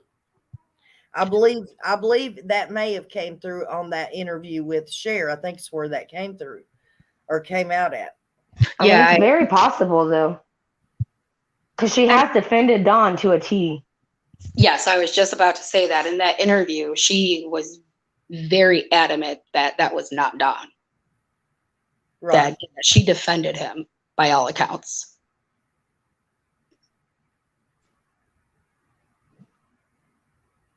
In my opinion, I believe that's not going to hold up. The whole Utah thing, I don't believe that it will stay. I don't. I just, and I'm not trying to offend anybody, so please don't take it that way. But I feel like they said what they needed to say, which was very informative and validated a lot of what we were all originally thinking about when it came to Dawn. However, I feel like Mary and them are, in a sense, being paraded. Yes. And I agree. And I feel like there's just, I don't know, it bothers me. Well, a lot of things is they should have done things their way and not somebody else's. Yes. And I feel like them coming out initially and talking, I think that was wonderful. I do. However, I also feel like it should have stopped right there. Because Dawn even admitted to it. Yes. But after that initial one, I think it should have stopped right there, because unfortunately, it was another thing that took off of Summer. Yep. Because it became the Dawn show, and then it slowly but surely everything else kind of followed suit. And every time Summer was brought back to the forefront, something else was put in the way, and she was back on the back burner again. Right. Well, not just her, but I mean, I even clipped it and put it on my page about JSB saying the same thing. Watched it 6 hours on Summer, and I had other things to do. Well, no, that's what you were supposed to be here from the get-go for, was Summer. Mm-hmm. Yeah, don't get me started on that Heather. Oh, I can't with her. We'll talk to you later, Discovery. Okay, Amanda. Amanda says they were on vacation in Italy. Okay, and then she says Tim Sessions has a YouTube channel. But the thing about it, Amanda, is that that's not Sonia's husband. Sonia's husband, his name is Court. sessions.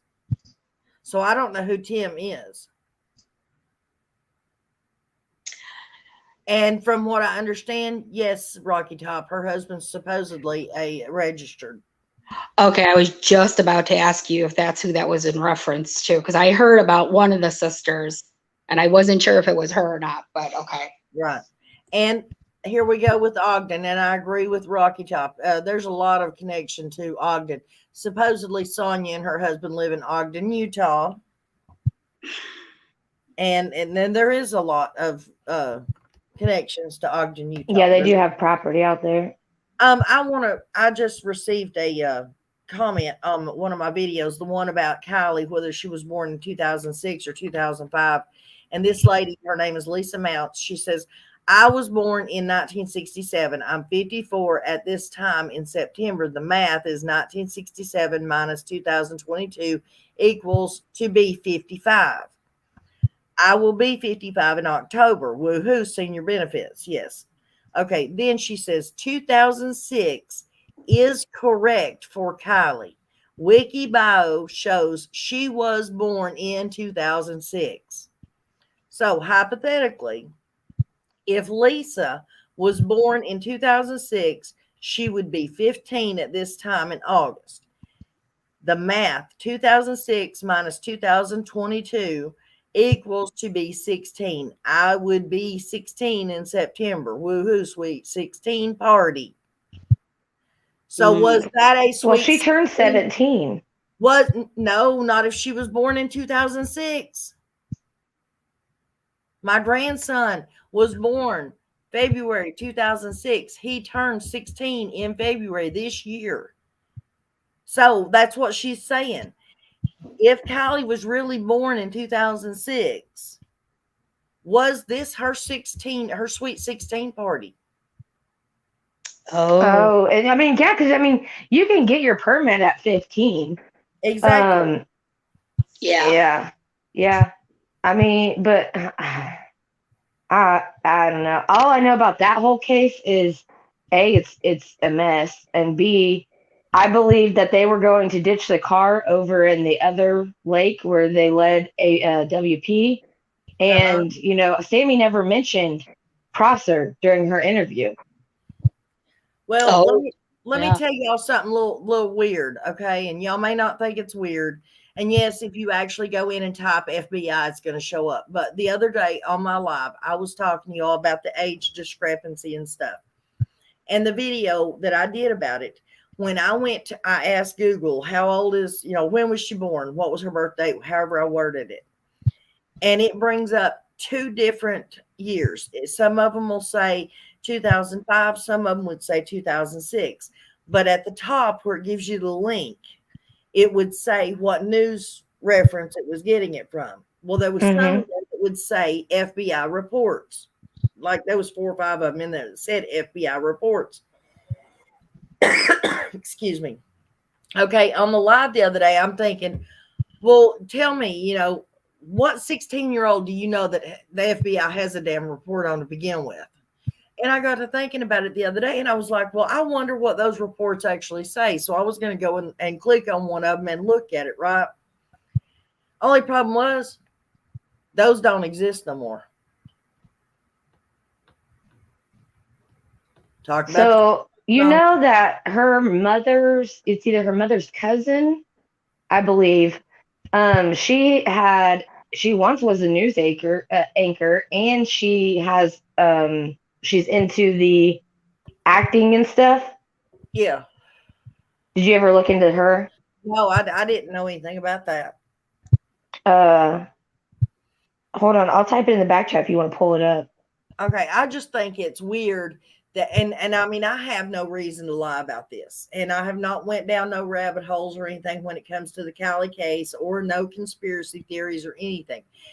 And I have proof that I was referring to this link just the other day, and other people saw it too because they were talking about it as well.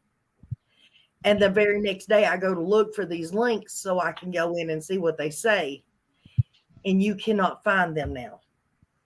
Mm-hmm. That's weird. Isn't it funny how that happens? Yes, it is. And I do apologize, guys, that we're bouncing back and forth. Oh, I was just Summer's case and Callie's. yes. I was actually gonna just ask you something about Summer's case too. When I was looking into Ally, they have her down as Ally Harris, not Mulaney. And when you pull her up, she has a Kingsport address. Yeah. And when you put in that Kingsport address, it shows that there are 99 available RSOs within that area.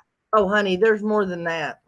Jeez. I'm just, when I heard about what was around the hill, my mind was blown. And then when I started looking into it, all of these players that we were looking into, they all reside or have reside in a very highly populated area of RSOs.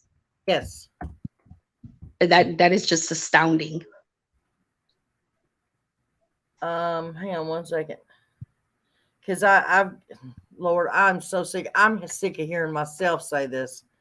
But I did a video on how many RSOs and stuff were in different counties around there. And I even did Talk County, and I don't see it right here real quick. But if I remember correctly, it's either Sullivan's County or Hawkins County one. I believe it was Sullivan County, though. There's like 600. Oh. Doesn't that? It was astronomical. Wow. I remember when it first come out about the RSOs around the hill and I don't want to say low number because it's really not a low number, but it was in the 40s. And at that point, as soon as I heard that, I was just like, well, why the hell are they all gravitating towards here? Right. It just Well, if you seemed. think about it, they arrested one from Kylie's case, like during her thing. Oh, really? Oh, Wow. I hadn't heard that either. Yeah, they found one out there in the park area. Yep. And the sad thing is, think of all the ones we don't know about. You know what I mean? Jeez. Yeah, that's Yeah, what. because some don't even register. Yep. That's what Nano for Life just said too. That's just the ones that have been caught and documented. Mm-hmm. And honestly, when it come out about Sherfy Jr., I was really wondering and started speculating, is it possible? Because they kept saying, well, it was just pictures. There was never any physical contact. But you don't know that. There's a good possibility there was physical contact. He just didn't get caught. Well, no. Hold up. When he first got arrested, it said hundreds of pictures, right? And that's what he was arrested for. Right.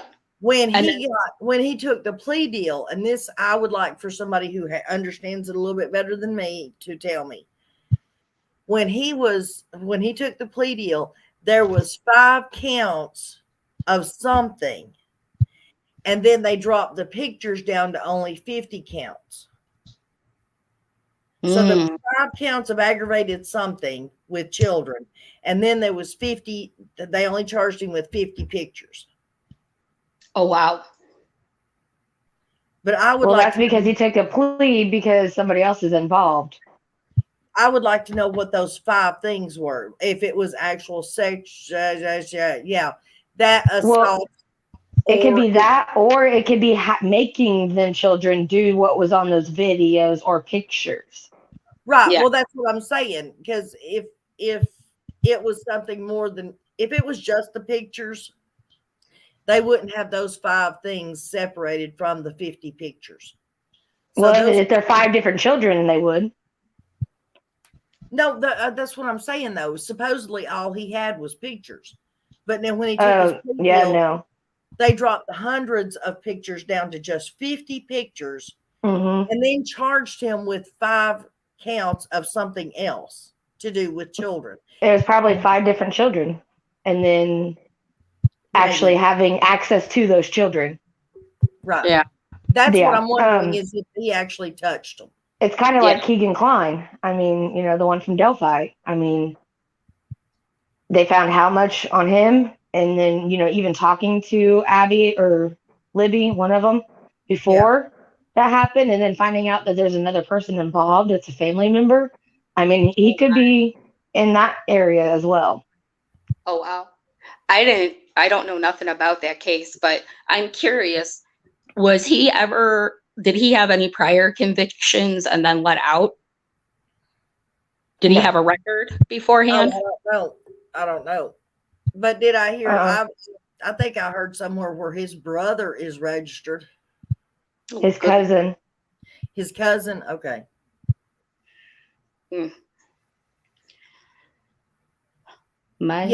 Yes, Nano. He got charged with aggravated something with a child, 5 counts of it. That's what I'm saying. Yeah, that means 5 different children. You're going to be opening your channel again. I haven't used it in so many years. I was going through breast cancer, but if I do, I'm learning from you and like Michelle how to keep it about the cases. Well, honey, I don't know.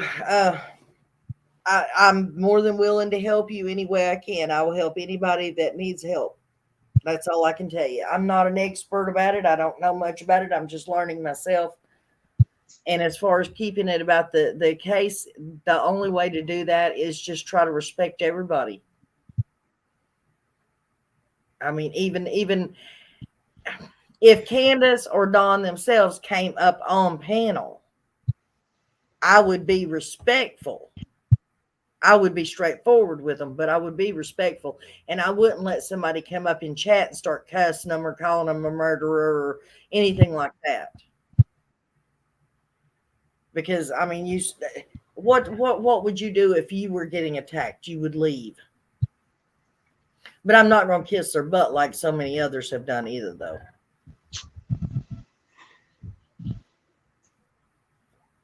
Well, I know from what I've heard that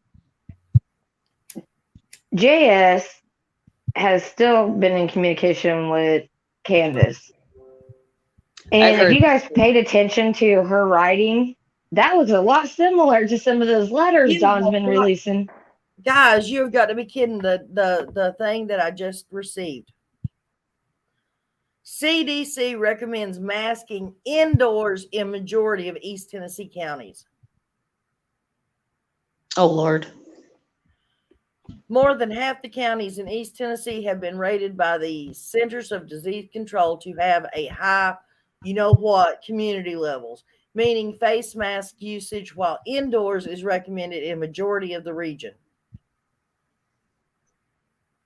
That's like it up here, and I'm north of Tennessee. Oh, and Tennessee Valley Fair is limiting access to minors because of it. Well, you gotta think they're in schools, so everybody's going back to school. They're all enclosed. I mean, there's multiple of them. I mean, it's gonna keep going back up.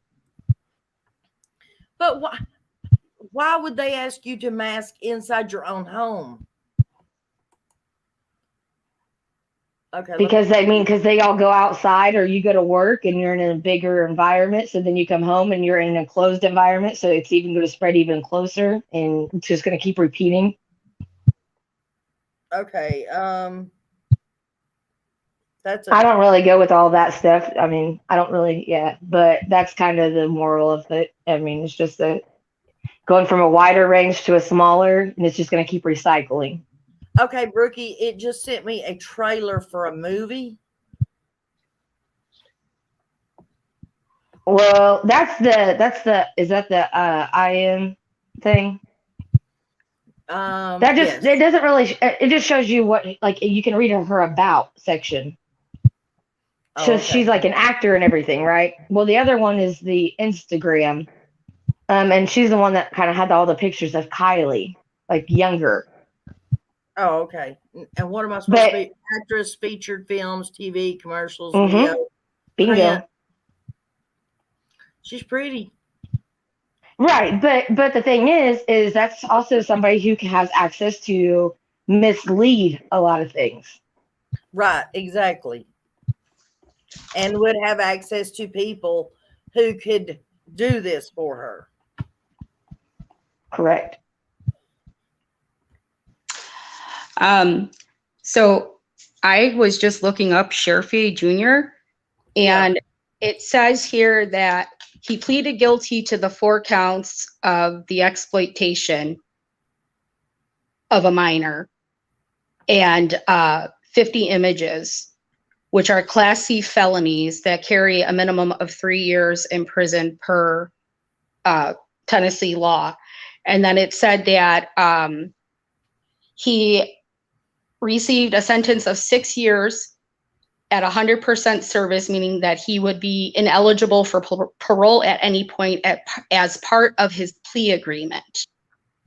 The 9 charges of SE of a minor over 100 images was a Class B felony that was dropped.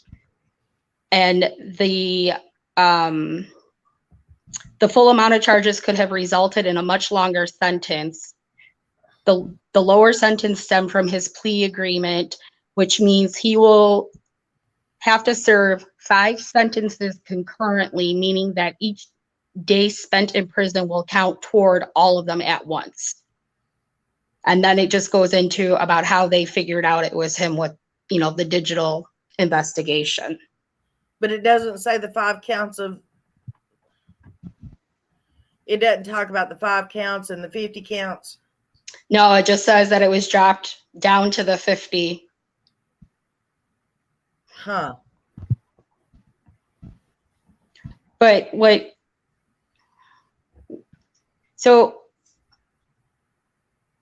what's the difference between aggravated S exploitation of a minor and then just S exploitation of a minor over 50 images? So then that would mean that the first one was, could that mean that the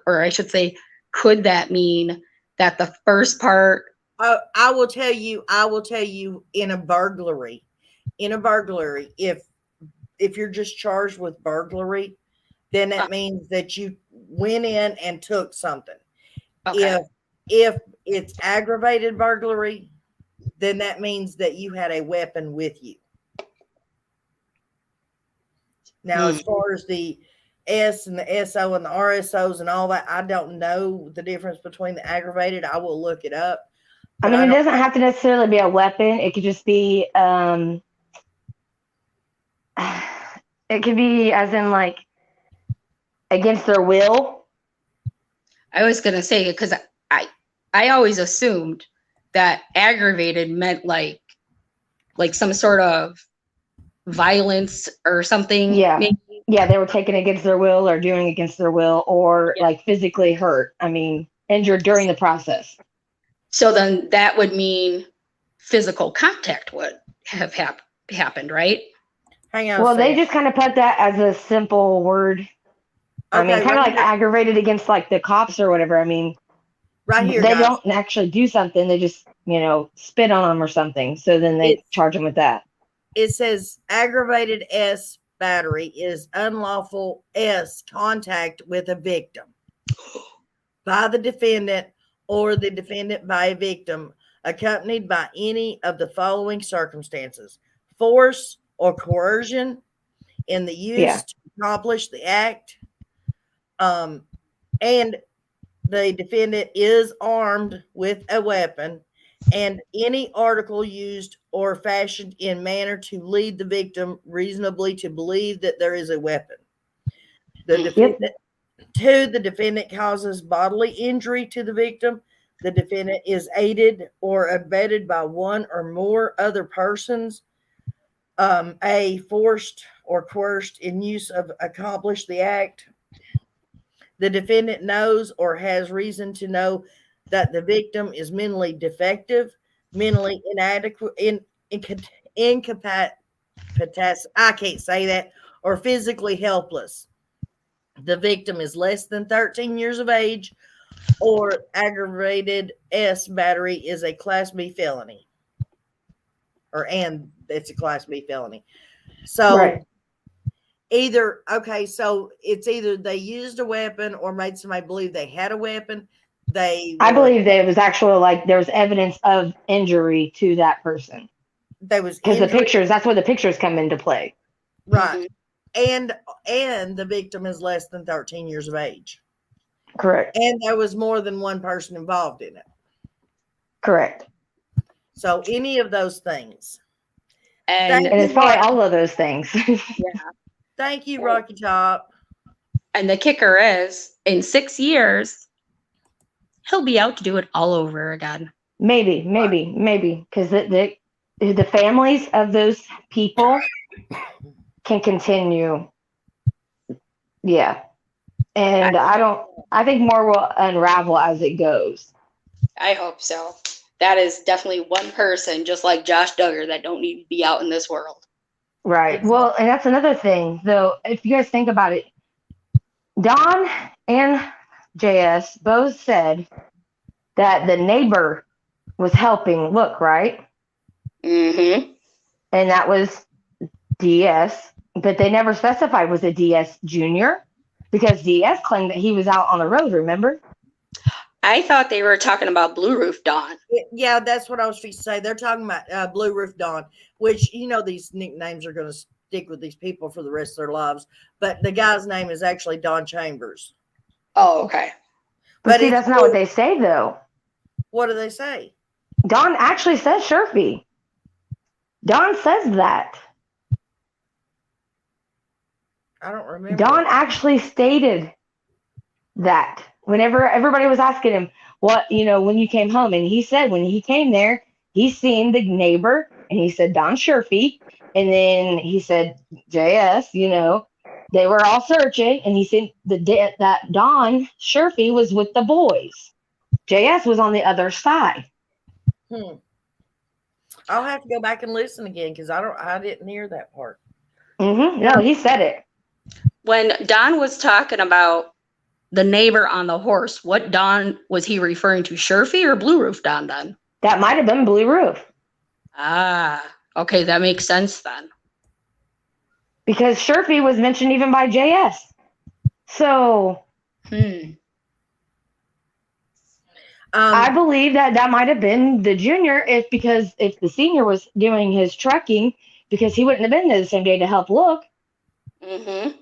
Right. I've got a question here, ladies. It says, in your personal opinions, ladies, can a P or a SO ever get well and be normal? No, they cannot. Absolutely not. My mother taught me a leopard never changes their spots.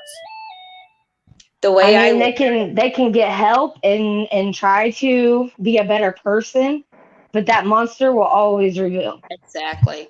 Once a monster, always a monster. I think what the government gives the soldiers should be ordered to all RSOs, no matter what, and then that would take care of it. That or make them a eunuch. Well, see, that's the biggest problem about America is our healthcare is giving no thought whatsoever. They don't care about any of that. That's why we're having so much issues. Well, you know with what shootings I'm and other stuff. You know what I'm talking about when I talk about what they give the government or the soldiers, right? No. Oh yeah. I do. Saltpeter. What is it? Saltpeter. It keeps the guys while they're doing basic training in their MIT or whatever it is that comes after basic training. It keeps them from thinking about females. I mean, nothing works down there. Yes. So almost like a chemical castration. It's like steroids. Yes, that's exactly what it is, a chemical castration. Yeah. See, I'm a firm believer that even if you were to take away their ability to do anything to another child, they relive it in their head. That is something that they constantly think about. I've watched a lot of interviews, and some of them justify that because it's only thoughts in their head, they truly are not a danger to society because they've never physically touched anybody. Right. And I've also heard other interviews that say, well, they could take whatever they want from me. They can throw me in prison. They could take away my manhood, whatever. I have my brain. I have my memories. Exactly. That's why I'm a firm believer one between the eyes, call it a day. Sorry, I hope I don't get you in trouble for that, but the thing about that is what if you got the wrong one? Well, I'm talking about people that are irrefutable. Like, there's no doubt in your mind. I don't know how to pronounce this. I don't know if it's supposed to be Mama Hotbox or what, I don't know. Anyways, they say MMA. Huh? MMA? Yeah, like the cage fighters. Okay. A woman working Caltrans the week after Kylie went missing saw an abandoned silver vehicle off of Highway 395 for several days. She pinpointed it about 3/4 of a mile from the highway, 70 and 395 junction. The car was in a field, not on the side of the road. That would seem coincidental, but if you know the roads in that part of the Sierras, you would be able to trace a line from Prosser down the highway. I had never heard about that car. Well, didn't earlier say that? Yeah, I think that's what they're commenting on. The abandoned silver SUV is in a field and right of 395 as you are driving south. If you know your way around, you then know the 395 through Reno connects to 80. And see, that's exactly where the freaking scanner call came from, was Reno. And Sammy stated that they were on the road that they took when she did her call or whatever to Kylie. And then in her interview, she stated exactly what road they were on and how they had cameras on that road. And one of them didn't have cameras. So. Right. And Rebecca, I know what you're talking about. And yes, I thought that too, because I was thinking that would be perfect. But yes, you're right. The objects can be used. Yep. And so in that case, yeah, I mean, if it was unrefutable and the person says, yes, this is me and this is who I am, then I think public with the rope, like they used to do in the back, old days, would be perfect. Oh yeah. Or just the lethal injection. Let me no, I think it should be in the public so that it shows people this is what's you're talking about like when they would throw rocks and people and stuff. Yeah, back then, but I'm talking about public with a stand and a rope that hangs down for the whole community to see. Yeah, exactly. Yeah, but then again, other children shouldn't see that. Well, you don't allow children to see it, but I'm saying out in public so everybody can see it, so that they get the warning. This is what's going to happen. If you really think about it, every day they're dying physically, mentally, inside. I mean, that's just how it is. My daughter was telling me yesterday, I have not looked it up yet, but my daughter was telling me that they somewhere, I don't know where it's at, are demanding that not demanding, but they're handing out pamphlets and stuff, and they do not believe that you should be calling these people by the P word anymore. Oh yeah, they need to they also want to be part of the LGB community. No, they're considered MAPs. Mm-hmm. Minor attracted persons. Yep. And they have just as much rights as everybody else. Yeah. And supposedly 5, 6, 7-year-old little kids are being taught there are no strangers and you shouldn't complain if people try to touch you. Oh yeah, my kid knows better. But I mean, that's what they're teaching them in schools and stuff now. Oh, I believe it. That's why mine doesn't go to. Yeah. I mean, heck, we were. No. I mean, I graduated in 2008. Okay. So, I mean, I'm a youngin'. I get it. I'm a baby. I get that. But I'm not a baby. But I'm a baby. What? To most. But yes. We were taught in like the 5th grade about sex ed. You know what I mean? So, trust me, I get it. Like, and I can only imagine how worse it's gotten over time. Oh, that's okay. I don't know. And understand, I don't know what's true and what isn't. So, nobody go jumping on the hate train, okay? And I'm not saying...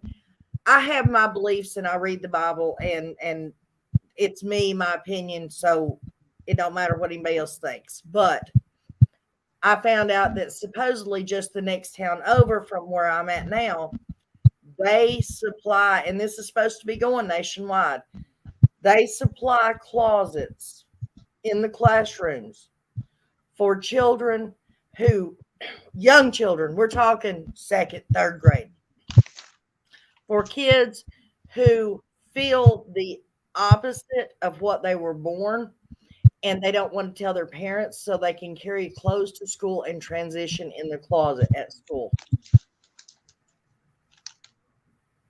And this is supposed to be going in all schools. Are you serious? Yes. Oh, it's going a little too short. Yeah, it's a little too deep. Yeah. Yeah, I haven't heard that.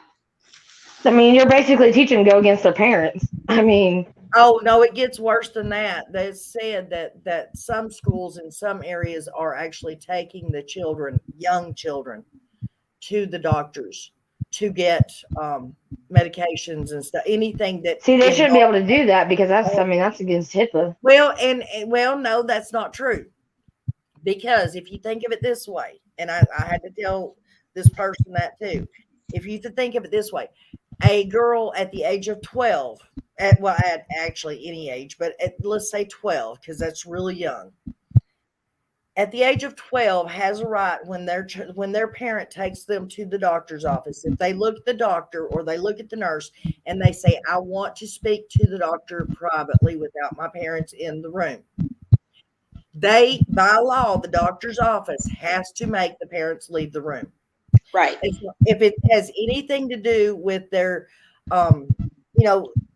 birth control, anything in that area, the parents have to leave the room, and that can be a private conversation between the child and the doctor, no matter what it consists of. If they've already done it, if they're planning on doing it, if they need birth control, if they think they already are pregnant, whatever. The parents are not allowed to know. This falls into the same category as that because it goes in that department. The only thing is I don't think the school should be transporting the child to the doctor. No, they should just be calling them and then finding a way to set something up. Kind of like whenever somebody goes to their guidance counselor in school and they talk about, being abused at home or whatever, usually they reach out to somebody and then that's the process they go. Right. And the department comes to them, to the child. Yes. Correct. But I myself don't think that schools should be initiating this. Well, that's what I'm saying, though. That goes against that really does go against HIPAA because you're taking that child from your own time to do that. They could fight them for that. They could fight that. That is a valid case. But at the same time, I don't know, because up here where I live, which again, I'm north of Tennessee. So where I live, you're 15. 15 is the age, not 12, 13, 11, none of those. It's 15 is whenever the child can actually make decisions to the doctor, to the court, to the whoever. Well, maybe so, honey, but I'm almost positive, 100% positive. It doesn't matter how old the child is. Normally it's a girl, okay? So it doesn't matter how old the girl is. If it has anything to do with her female life, whether it be menstruation, activity, anything to do with that, she has the right to make her parents leave the room. Oh yeah, but I could see that being fought for. That's a fact though. So, but this would still fall under that same category as far as wanting to change how you were born. Right. And so I don't agree with it. I don't agree with it. But it still falls under that category, and they have the right to talk to a doctor by themselves. Right. So my one of my twins, my daughter Lillian, when she was very young, we knew she was different. We knew she was lesbian. And then the older she got, she started talking to us about gender reassignment. And we looked into it with her. And the reason I don't agree with it is because after looking into it with my own child, there's a lot of taboo stuff around the medication itself, because your brain is not fully developed. And once you do this transition, you know, coming back from that, there's some things you can't come back from.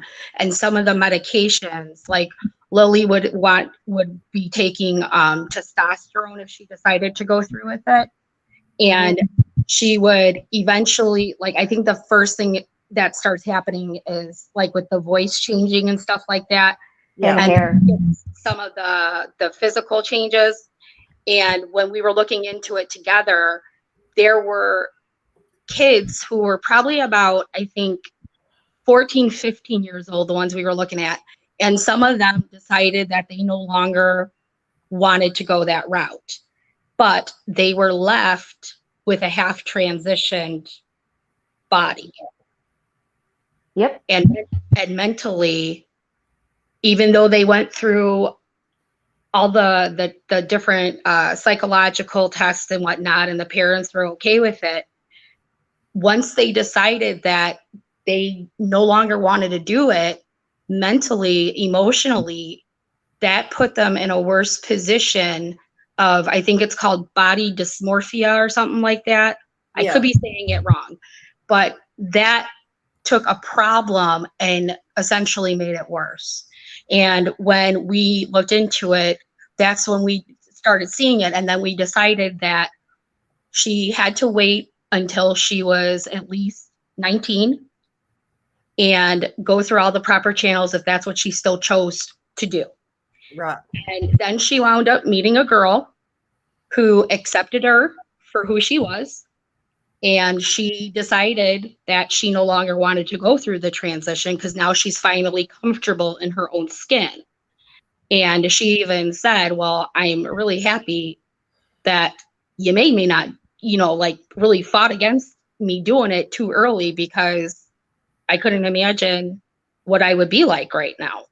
And I'm not saying that's the case for everybody, but the fact that we know that, you know, our brains are still developing, and if you already have some psychological stuff going on in your life, I mean, I feel like it's not the school's place to do something like that, drastic measures. Like assisting them to talk to their family maybe about it, or you know, putting them in the right direction, totally different thing. Perfectly acceptable. I mean, we all make mistakes.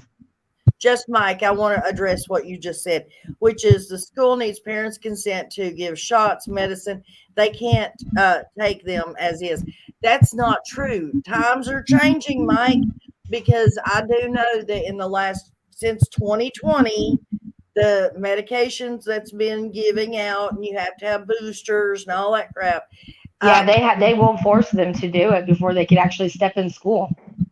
Well, that too, but no, in the school that my grandchildren go to, they were giving out the boosters to the children. That's what I meant. Yeah, it had to be the children said, no, it's okay, I don't want them. The parents knew nothing about it. What? Yep. They were doing it. That's happened here. College. Oh my goodness. And if the kids had not been taught to say, no, we don't believe in that, or no, I don't want it, or no, my mom and dad said no, they would get it. Yeah, because they say that you can't be here, then you won't get an education if you don't get it. Oh, wow. So, no, I mean, there's actual news articles on that here. So, and see, that's a problem though, because for example, flu shots, okay? If you have an egg allergy, or, you know, allergic to the ingredients, you're not supposed to take that. How risky is it to sit there and give a child a shot?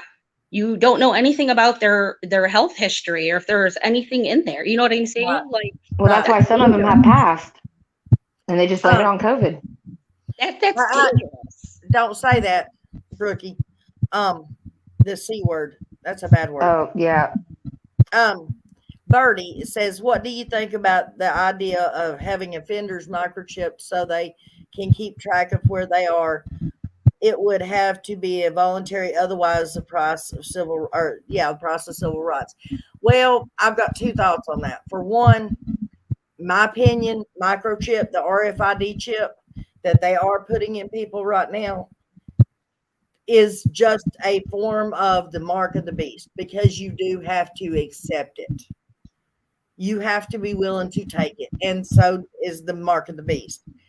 So that would be forcing people. Say you have somebody that wholeheartedly believes in the good Lord above and wants to go to heaven. And yes, I know if they've harmed a child, they're not going to go to heaven. But they do not want to take the mark of the beast. Then you would be forcing them to do it. Well, also, again, that goes kind of back to where we were talking about. Not all of them actually registered. Right, exactly. Yep. Not all of them have gotten caught. Right. And there's actual people who are supposed to be protecting our children who are doing it to the children. Yep. And there are registered people out there. I want to put this out there. There are registered people out there that does not necessarily need to be registered. They were just caught in a crossfire of somebody's anger and found guilty.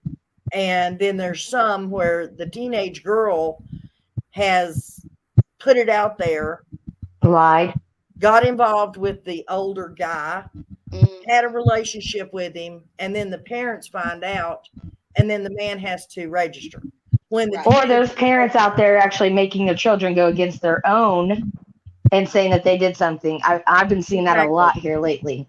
Exactly. And in my opinion, teenage girls that are in a relationship with an older man, and the older man winds up getting charges and has to register, in my opinion, I think that girl needs to have a registry of her own. Okay, so then that would go back to, and I'm not saying this in a bad way, but that would go back to Jagger and Kylie. Jagger's 18. Kylie's still underage. Exactly. But they allow so many months difference. Exactly that. I mean, but still, it's just in that concept of, being with somebody that's even a few years older. If the parents don't have consent or do consent, I mean, that's another issue. And that's another reason why. And I'm not saying that Kylie was born in 2006. I don't know for a fact. I believe she was, and I believe she just had her 16th birthday. But that would be another reason why her mother would say 16, because she knew that all this crap is going to be coming out, and that would mean that she was allowing her child to have a relationship with someone over the age of 18. And that is against the law also. As a parent, you're not allowed to do that.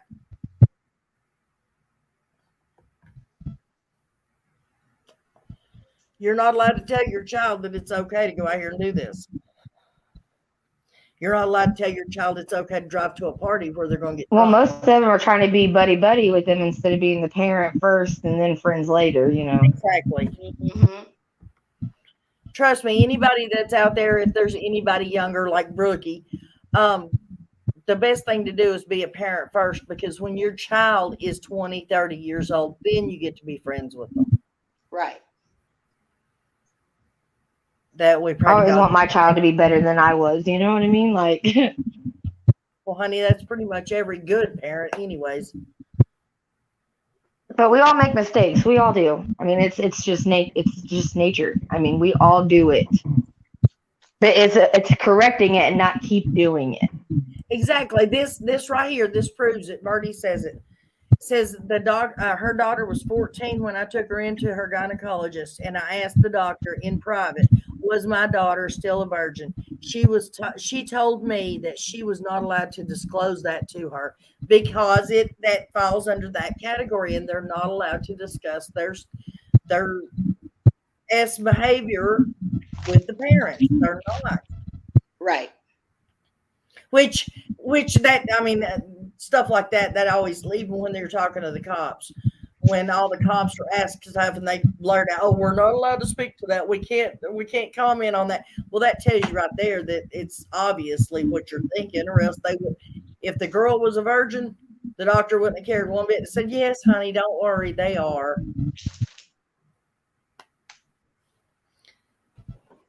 That's the way I think, anyways.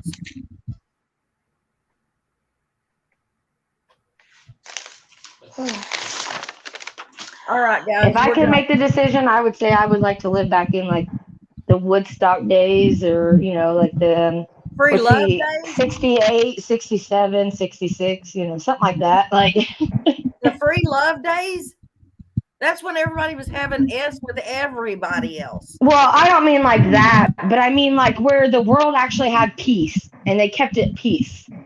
Honey, that the world wasn't at peace. That's what that whole movement was for.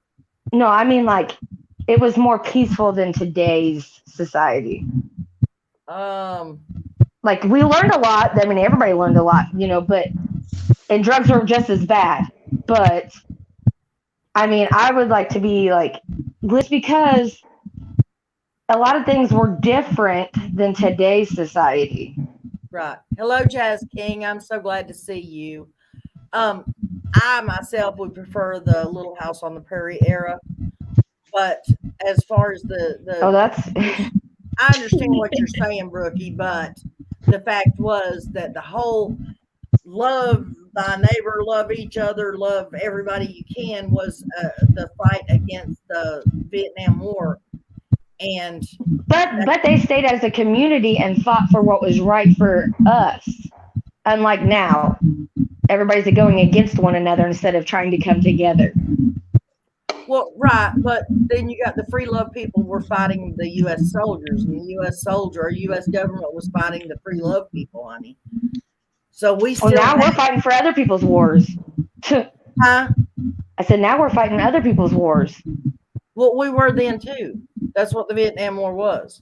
Right, but that's what I'm saying. Like, but we're still doing the same thing because nobody's actually trying to make it together. Everybody's going against one another. Right.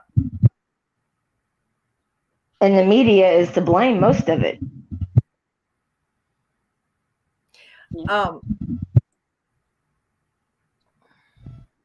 I agree that as scared parents, we should homeschool our children. But to bring up healthy, productive children, Lord, I can't believe I'm saying this, they do need interaction with the other people, guys. Right. Yeah. Because, I mean, then they'll end up being greedy and stingy or in a box. Yeah. Georgia Hernandez says, we have been fighting others' wars since the beginning. Exactly, we have. And Jazz King, thank you so much for becoming a member. Thank you. Stitching, where did Stitching go? Stitching says, yes, 100%. Yes, Donna, happened both ways. It happened both ways. Nana, I actually have to get off. Thank you so much for having me up there. I really appreciate it. Thank you for coming, sweetheart. I'm so glad that you got to join me on panel. Agreed. Today. And you too, Brookie. Thank you, sweetheart. It was nice being on panel with you, Brookie. Yeah, you too. Thank you. Anytime you ladies come into chat, please don't think that you have to ask. Just say, hey, Nana, can you drop the link? And I will drop the link for you. Okay, well, I'm ready to do our karaoke whenever. All right, I've got to get a hold of Bobby and see when he can do it.